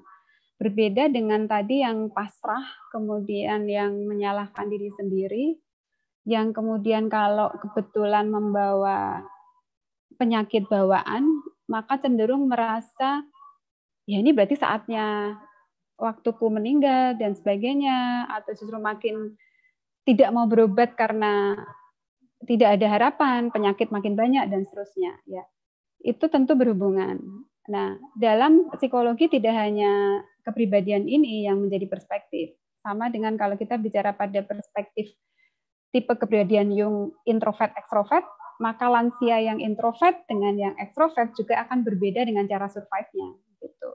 Dimana kalau introvert ada kesulitan dengan terbuka mencari bantuan, mohon maaf kebalik kalau ekstrovert, tapi kalau introvert cenderung tertutup. Jadi kita nggak tahu apakah sedang kesulitan atau tidak. Gitu. Itu sedikit banyak yang bisa saya sampaikan sebagai jawaban awal. Monggo Bu Retno. Terima kasih Bu Menik, mantap jawabannya. Sekarang ada pertanyaan yang menarik sekali dari sahabat saya, Pak Daru dari UKSW. Beliau pertanyaannya ini kelihatannya untuk Pak Wadino ya. Menuju kebijakan new normal, ada kecenderungan arah herd immunity, dan jika ini dilakukan, maka kemampuan adaptasi menjadi kunci kelangsungan hidup manusia. Dan mereka yang tidak bisa beradaptasi, maka akan terseleksi secara alami atau mati. Jika kebijakan ini dijalankan, maka kelompok yang paling rentan dan beresiko tinggi adalah lansia dan anak-anak. Strategi apakah yang harus dilakukan untuk melindungi kelompok rentan ini, lansia dan anak-anak? Monggo Pak Wadino. Oke, matur suwun Bu Retno. Pertanyaan itu susah-susah gampang untuk dijawab. Sangat berat sekali ini. Yang jelas Bu Tri Rezeki dan Bu Indri ini luar biasa. BKBN punya strateginya adalah melalui advokasi dan KIE, khususnya kelompok-kelompok BKL dan BKI. Kita mengajak untuk hidup sehat. Ya, kalau orang tua jangan. Kalau Bu Tri tadi mengatakan orang tua itu sebetulnya tidak perlu materi kok, tetapi perlu sanjungan, perlu disanjung dan sebagainya. Kalau perlu orang tua atau kita yang udah usianya di atas 70 tahun diajak bercerita atau kita pancing ini. Saya yakin itu orang-orang lansia kalau bercerita akan lebih panjang. Tetapi kita selaku anak jangan menggurui. Walaupun kita tahu mestinya harus kita dengarkan dengan baik supaya orang tua ini lebih banyak bercerita, karena udah kalau bisa bercerita, saya yakin orang tua atau yang lansia ini akan lebih bahagia. Berikutnya juga tadi kalau Bu Tri tadi ada tetangga yang menakut-nakuti, Mbah jangan ke pasar, nanti kena COVID ini. Sebetulnya itu kalau menurut saya nggak pas, karena kalau dengan ditakut-takuti berarti kan ada sedikit si lansia itu berpikir negatif. Oh iya ya, kalau nanti saya ke pasar, nanti bisa kena ini dan itu. Itu sebaiknya kita masyarakat, baik kita maupun anak, jangan sampai orang tua ini kita takut-takuti. Nah berikutnya, strategi berikutnya, saya punya pengalaman tersendiri, punya orang tua yang usianya sudah di atas 75 tahun. Iya, nanti Mbak terus aku. Selalu kita ajak, katanya, Mbah, hari ini mau kemana atau mau makan apa? Ini suatu kita mengajak supaya orang tua itu kalau diajak keluar ya sekali-sekali diajak ke ke mall atau kemana. Ini rasanya begitu dilepas di mall atau di rasanya kok melihat mbahnya itu bahagia. Kadang-kadang ditanya, Mbah apa yang dilihat? Seneng aja le nonton wong do lewat wirawiri kayak ini. Ini kan supaya orang tua kita tidak stres. Kalau stres itu kemungkinan besar di masa seperti ini ya yang udah usia di atas 70 atau 60 tahun ya apalagi sudah punya riwayat penyakit itu kemungkinan besar secara tidak langsung membunuh orang tua kita. Oke. Saya sekali lagi kalau di BKBN strateginya adalah melalui advokasi dan KE, khususnya kelompok-kelompok bina keluarga lansia dan bina keluarga balita. Yang selama ini hampir 3 bulan ini kita vakum. Dan di kelompok-kelompok itu kalau ada orang-orang lansia, sebaiknya kita yang kader-kader itu jangan kita sendiri yang bercerita. Sebaiknya lansia itu suruh cerita apa yang dilakukan dan apa keluh kesahnya itu akan lebih bagus. Ya, memberi semangat terutama pada orang-orang tua kita. Kalau Bu Tri Rejeki tadi mengatakan Pak Wagino usianya sudah 60 tahun kok masih semangat. Alhamdulillah Bu, saya setiap hari olahraga, makan cukup, istirahat cukup. Ya, dengan doanya Bu Tri Rejeki tadi tidak terjadi power syndrome, insya Allah. Amin. Saya sebetulnya asli orang Gunung Kidul, Bu. Iya, Pak. Asli Gunung Kidul, tapi saya transmigran spontan ke Kalimantan Tengah. 37 tahun saya di sana. Insya Allah saya pensiun kembali ke Palangkaraya. Saya akan melaksanakan saran dari Putri Rejeki tadi. Mudah-mudahan Pak Wagino walaupun sudah purna, bisa bermanfaat di masyarakat. Insya Allah akan saya amalkan, Bu.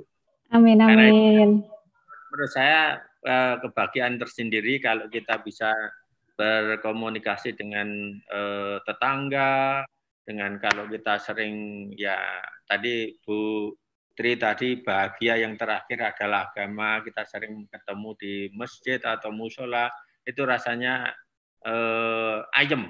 Ayem, pikiran. ya. Ayam dan tentrem, dan saya kebetulan hobinya setiap Sabtu dan Minggu tenis, Bu. Jadi kalau sudah itu tenis sama ketemu komunitasnya, wah itu bisa ibaratnya teriak yang luar biasa. Jadi mungkin itu Bu yang kami sampaikan. Strategi berikutnya adalah melalui medsos. Ini sudah kita punya BKKBN, sudah punya YouTube tersendiri, Instagram dan sebagainya, Facebook dan lain sebagainya. Kalau tadi Bu Tri Rejeki mengatakan bahagia, harus bersyukur, memang kita di usia di atas 60 tahun itu sebetulnya kan bukan diberi umur yang panjang, tetapi sisa umur kita ini mau dipakai untuk apa? ya sisa umur kita paling tidak ya bisa bermanfaat bagi masyarakat sekitar kita. Oke. Mungkin itu Bu Rena yang bisa kami sampaikan, kurang lebihnya mohon maaf. Assalamualaikum warahmatullahi wabarakatuh. Waalaikumsalam warahmatullahi wabarakatuh. Nuhun Pak Wagino, ini masih ada satu pertanyaan lagi untuk penjenengan Pak. Bagaimana cara mewujudkan lansia tangguh atau seperti apakah lansia yang tangguh itu? Yang jelas kalau lansia pengalaman tadi saya di Jawa Tengah tadi saya katakan Desa Sodong itu yang usianya suami istri itu 80 tahun ke atas. Berikan kesempatan para lansia-lansia itu untuk berkreasi dan berkarya semaunya. Jangan dilarang. Kalau orang tua yang sudah punya kreativitas itu dilarang, kemungkinan besar orang tua ini jadi ngambek. Kalau sudah ngambek, penyakit datang. Ini sebaiknya tapi keluarga-keluarga yang punya orang tua, jangan, ya kalau saya mengatakan, saya pengalaman pribadi, saya tidak pernah melarang orang tua saya, monggo saja mau tindak kemana, kalau mau diantar, ayo, kalau mau naik angkot silahkan, tetapi nanti kalau udah nyampe di sana, tolong Mbah ngasih tahu. Nanti kalau mau pulang, ngabarin, kalau minta dijemput, kita jemput. Jadi kita berikan keleluasaan bagi orang-orang lanjut usia ini dan jangan dikekang kalau menurut saya. Kalau udah dikekang apa kata Bu Tri Rezeki tadi betul, bisa ngambek dan lain sebagainya. Kalau sudah ngambek, stres itu yang tadi yang masuk karantina langsung terjun bebas itu mungkin karena sumpek. Ya, tidak ada kebebasan, tidak ada yang diajak bercerita dan lain sebagainya. Mungkin itu Bu. Ya, matur nuwun Pak Wagino. Mungkin dari Bu Krisni dan Bu Meni akan menambahkan. Kami bersilakan. Boleh. Kami akan memberikan tanggapan sedikit mengenai tadi yang tentang bagaimana strategi kita di dalam menghadapi new normal yang kemungkinan nanti lansia maupun bahkan anak-anak bisa tetap survive itu. Saya kira mau tidak mau kita harus adaptif di dalam menghadapi new normal ini.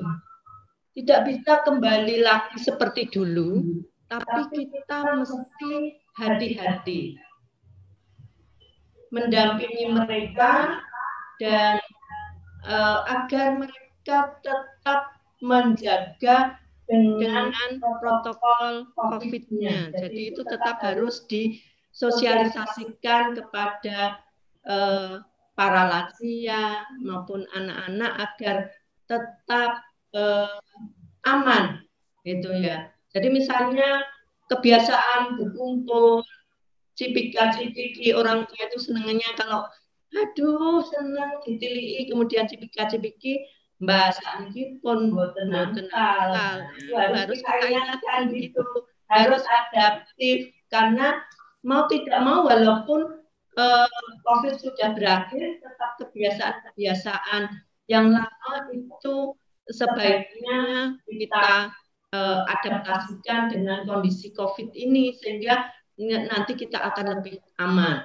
Artinya itu dijaga hati-hati.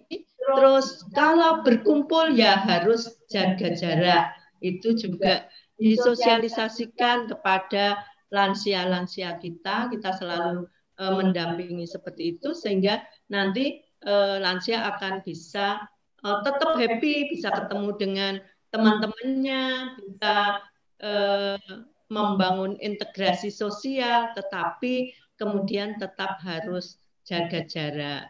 Jadi tidak kemudian ke perilaku-perilaku sebelum COVID lagi. Ini kalau strategi yang mesti harus kita lakukan di masa mendatang menuju new normal gitu ya. Kalau dulu senang yang itu disurung cucunya untuk masuk ke mal-mal, kemudian melihat apa dan sebagainya. Nah ini mulai juga kita kurangi ketika mal tersebut penuh orang, ya sebaiknya sesuk mawon Mbah nek pun radi sepi gitu. Jadi kita berikan, tidak kita larang, tetapi kita berikan hal-hal yang sifatnya membangun adaptasi di masa mendatang. Sehingga apa? Lansia tetap happy, tetap senang, tidak merasa dikekang dan sebagainya. Saya kira itu menurut kami kuncinya adalah membangun adaptasi disesuaikan dengan pemikiran lansia. Terima kasih. Terima kasih Bu. Bu Trisni, monggo sekarang Bu Menik mungkin ada tambahan. Terus Bu Retno. Sebenarnya sudah komplit ya kalau dari Pak Wagina sama Bu Trisni, terutama dari aspek tentang situasional COVID ya. Mungkin kalau saya lebih menambahkan pada hal komunikasi. Jadi kalau tadi misalnya Mbah atau lansia atau orang tua di sekitar kita mengatakan pengen jalan-jalan atau pengen kemana ngumpul, maka tidak terburu-buru melarang, tetapi apa yang diinginkan orang tua dari kumpul-kumpul itu, gitu. Jadi itu yang harus kita dengarkan dulu, sehingga saat kita mengalihkan pada kegiatan yang lain, tujuan utama para lansia tadi tetap terpenuhi dengan cara-cara yang berbeda tadi, gitu. Itu akan lebih mudah diterima oleh para lansia dibanding kita tiba-tiba membelokkan arah begitu saja tanpa mendengarkan dulu apa sebetulnya kebutuhannya dari tujuan kumpul-kumpul atau pergi nge-mall tadi gitu. Termasuk juga tadi aspek keagamaan. Jadi di sekitar kami itu juga masih banyak lansia yang masih nekat jamaah tarawih kemarin ke masjid karena maremnya itu ya ibadah jamaah di masjid itu. Maka yang perlu kita tegaskan, perlu kita sampaikan adalah protokol kesehatan tadi. Kalau masih bisa dibujuk untuk Mbah, ganjarannya buat kita ngimaminya di rumah, karena kita yakin di rumah lebih mudah dikontrol dengan jarak antar makmum. Kalau di masjid kita nggak mungkin mengkontrol, maka akan jauh lebih baik. Tapi kalau ternyata Mbah Kakong ini tetap pengen tindak, ya kita pastikan Mbah ngasto masker, saestu diagem gitu. Meskipun kita tahu kadang-kadang di rumah diagem, ya ketemu kawan di masjid dilepas ya. Kita udah berusaha untuk tadi menjaga hal seperti itu pada lansia. Demikian pula pada anak-anak. Jadi kalau anak-anak muncul keinginan untuk main kemana, kumpul di mana, maka sebelum kita mengatakan jangan atau mengalihkan ke yang lain, yang perlu kita dengar adalah apa yang menjadi tujuan dari keinginannya itu. Gitu. Apakah itu betul-betul kebutuhan yang harus dipenuhi masih bisa dialihkan atau keinginan yang masih bisa ditunda gitu. Itu yang dalam aspek komunikasi harus penting dalam pengalihan aktivitas tadi. Mungkin itu yang bisa saya tambahkan. Karena untuk yang lain saya sepakat protokol kesehatan harus betul-betul diperhatikan gitu. Matur nuwun Bu Retno. Terima kasih Bu Menik dan Bu Trisni. Semakin memperkuat untuk menjawab pertanyaan Pak Daru. Sekarang mengingat waktu tinggal 23 menit, kita akan berikan pertanyaan untuk Bu Menik dan Bu Trisni. Monggo Bu Trisni.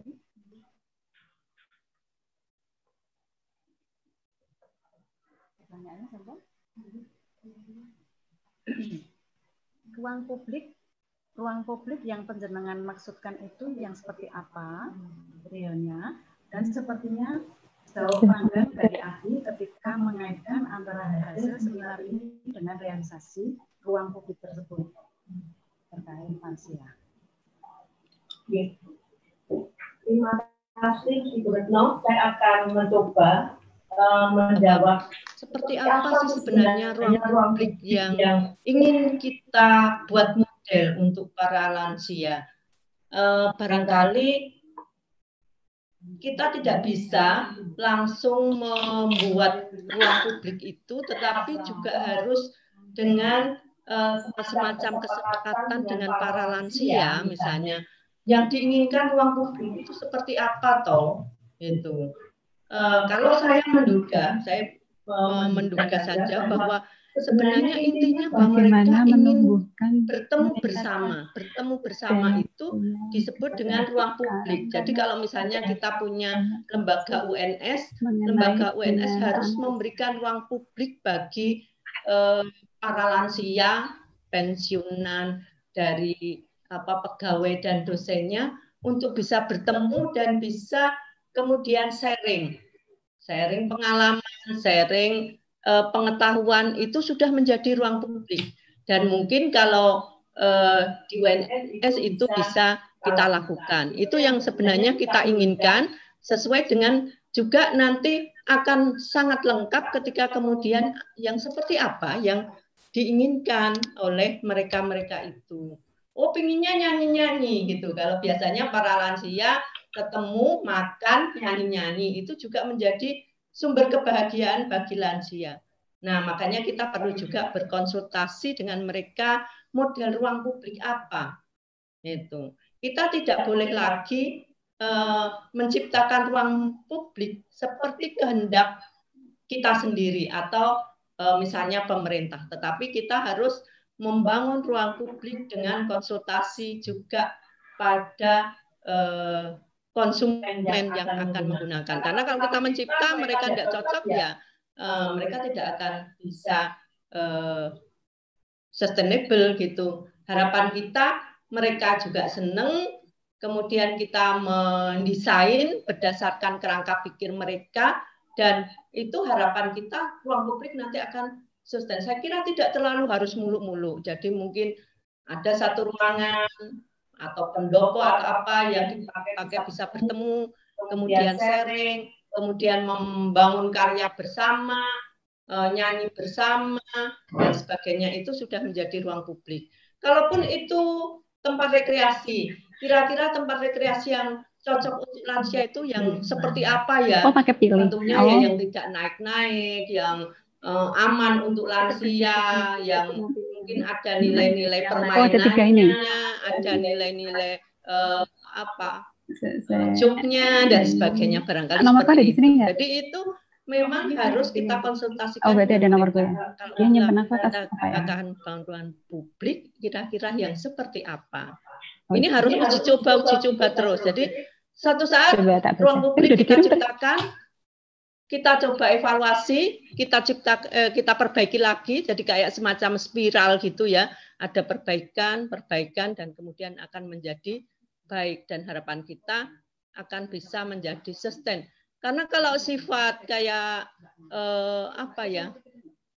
panti, mungkin para lansia itu kalau kita kemarin wawancara juga ada banyak perlu perbaikan yang menurut mereka misalnya kok terasa seperti terpenjara misalnya, jadi tidak bebas dan sebagainya. Nah, mungkin itu akan diubah menjadi bentuk ruang publik yang menyenangkan, yang membuat mereka happy gitu. Intinya seperti itu. Tidak kemudian mau keluar tidak boleh, apa-apa tidak boleh dan sebagainya. Itu ya. Mudah-mudahan akan memberikan manfaat. Terima kasih. Terima kasih, Bu. Sekarang ada satu pertanyaan untuk Bu Menik.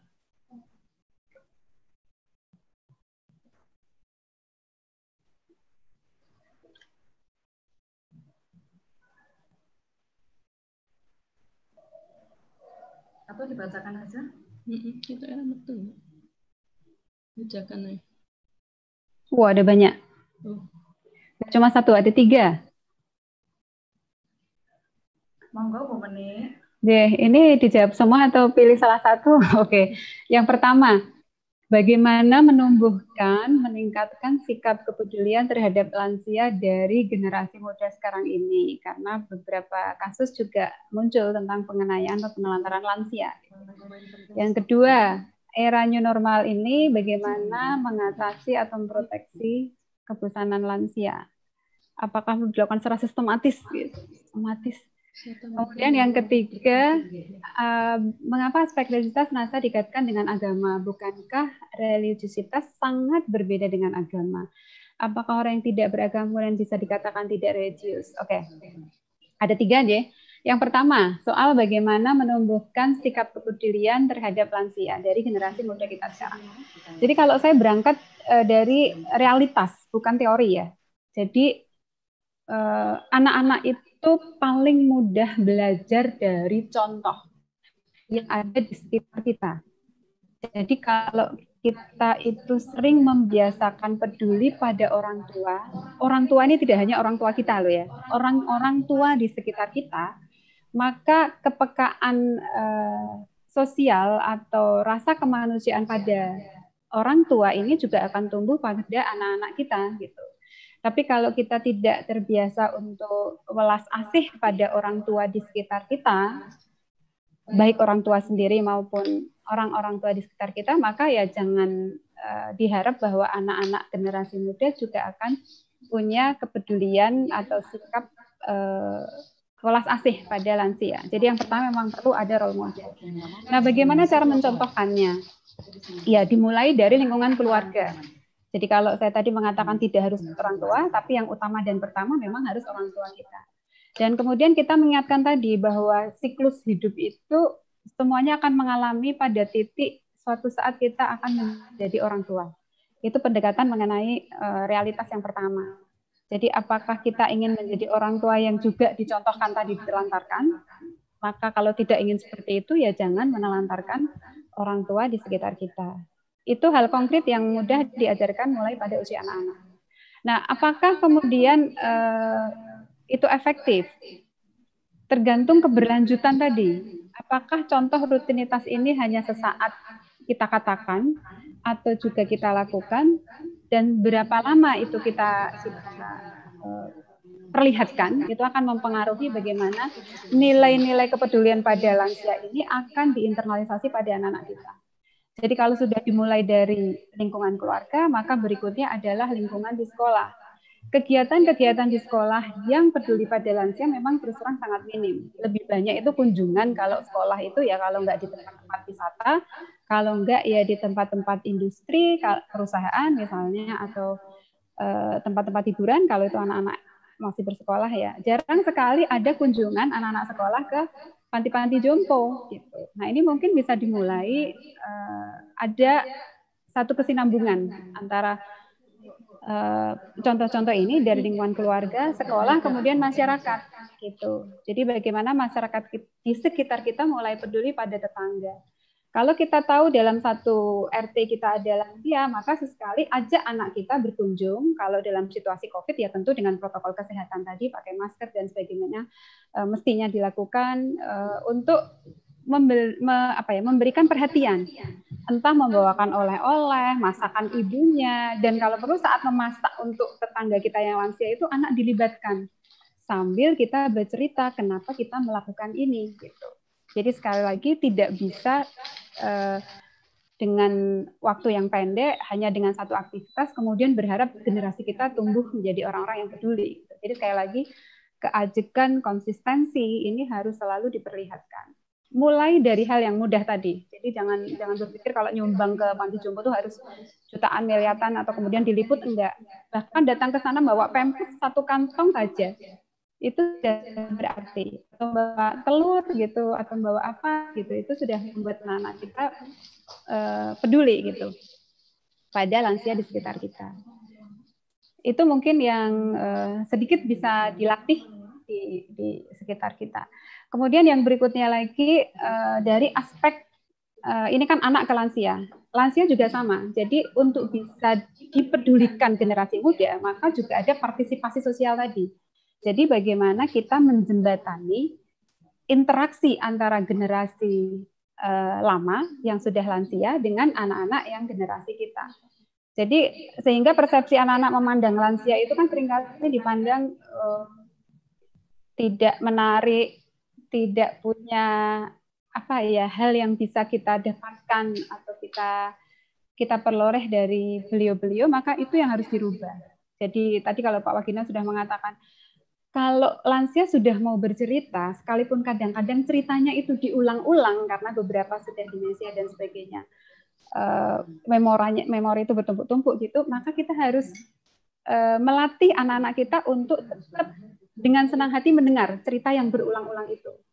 Dan kita yang perlu diperhatikan adalah bagaimana wajah lansia saat bahagia melihat kita mendengarkan. Itu yang perlu dilihat oleh anak-anak gitu. Jadi bukan sekedar duduk mendengar suaranya, tapi betul-betul mendengarkan sambil mencermati ekspresi kebahagiaan yang kita ciptakan saat kita menemani lansia.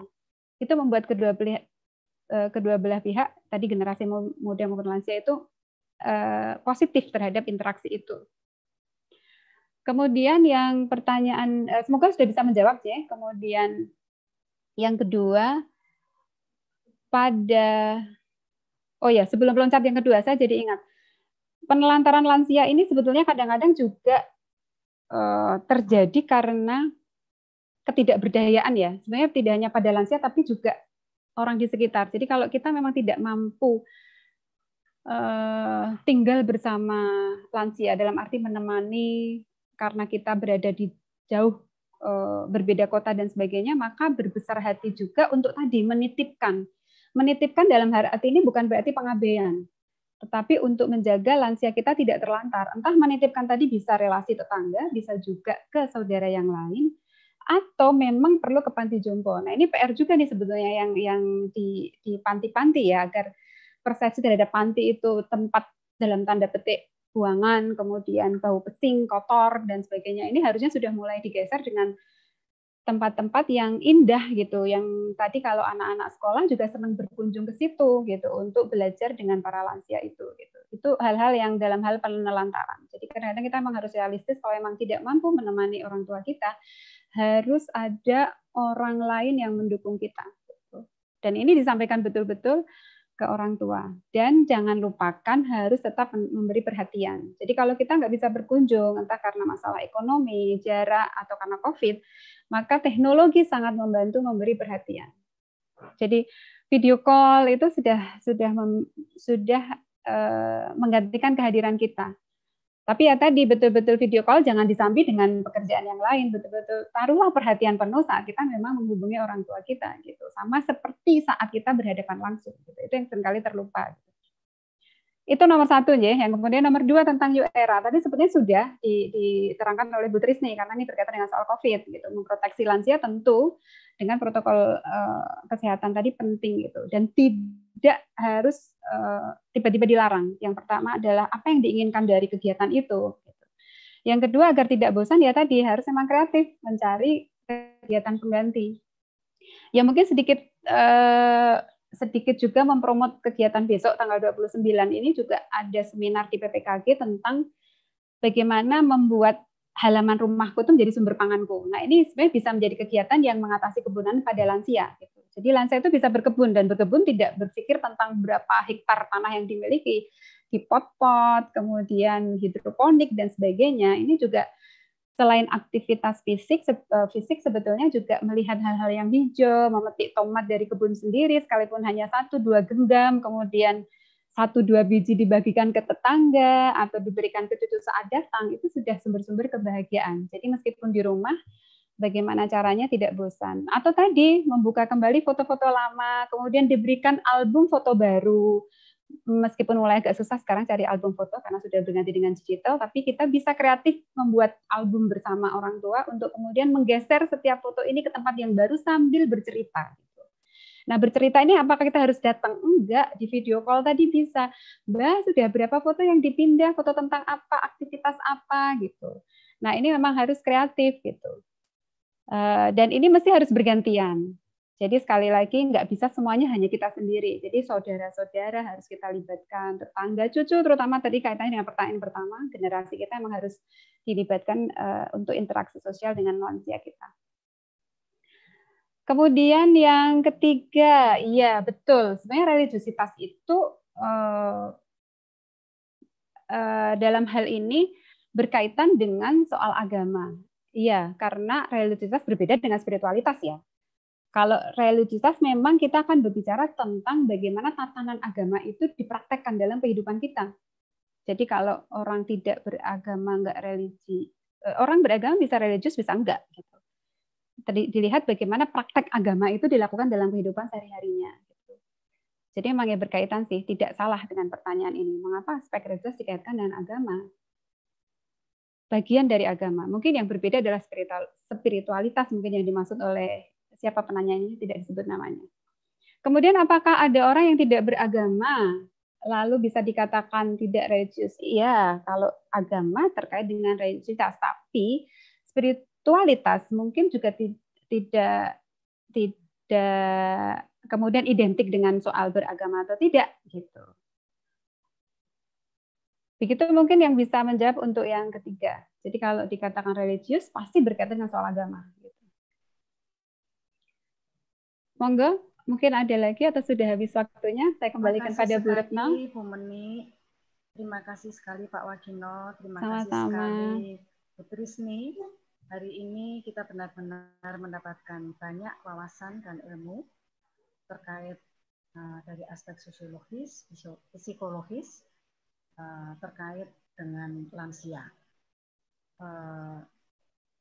Masih banyak ya Mbak ya pertanyaan, tetapi waktu kita sudah habis, bahkan seharusnya 25 menit yang lalu kita harus akhiri, tetapi mungkin sekarang kita cukupkan saja pertanyaan-pertanyaan yang banyak belum sempat kita jawab. Tapi insya Allah kita masih akan bertemu lagi nanti pada bulan Juni tanggal 29 dan juga pada bulan Juli tanggal 7. Kita masih akan ada kegiatan-kegiatan seperti ini, sharing bersama apa yang bisa kita bagi dan masukan-masukan apa yang bisa kita terima. Saya tidak akan merangkum, tetapi mungkin poin-poin penting adalah menjaga dan mendampingi lansia untuk tidak menerapkan perilaku lama, tetapi harus menerapkan protokol COVID. Kemudian merespon new normal dengan hati-hati dan waspada terhadap COVID-19. Dan perlu nanti akan kita pikirkan kita akan mengajukan proposal sebuah riset mengenai peluang untuk membangun integrasi sosial, sharing bersama, khususnya lansia. Jadi kalau anak-anak sudah ada taman bermain, nah nanti taman untuk lansia itu apa? Apakah kelompok-kelompok konsultasi, sharing, dan lain sebagainya. Dan yang terakhir, 7 dimensi lansia tangguh, semoga kita bisa menerapkannya, tidak hanya kepada orang tua kita sendiri, tetapi juga kepada lansia yang ada di sekitar kita. Dan yang terakhir adalah jangan menua tanpa cerita. Buatlah cerita-cerita yang bagus di dalam kehidupan, agar kehidupan kita itu memberikan makna. Sebelum saya tutup acara ini, ada satu pantun yang akan saya bacakan. Segar-segar buah pepaya, jangan lupa disanding teh hangat seduh. Selamat hari lanjut usia, dukung lansia, capai lansia tangguh. Assalamualaikum warahmatullahi wabarakatuh. Waalaikumsalam warahmatullahi wabarakatuh. Matur nuwun semuanya.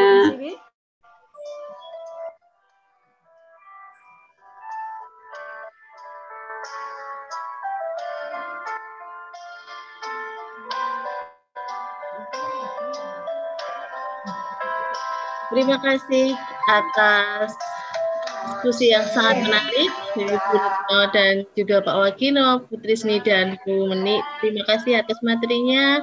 Bapak Ibu sekalian yang hadir dalam acara seminar kali ini, terima kasih atas partisipasi dan pertanyaan-pertanyaannya. Semoga kita bisa bertemu pada acara seminar yang akan datang dari BPKG. Mohon ditunggu pengumuman dari kami dan materi serta sertifikat akan di-share kepada Bapak Ibu sekalian. Sekali lagi terima kasih, selamat siang. Mohon maaf lahir dan batin dari kami semua.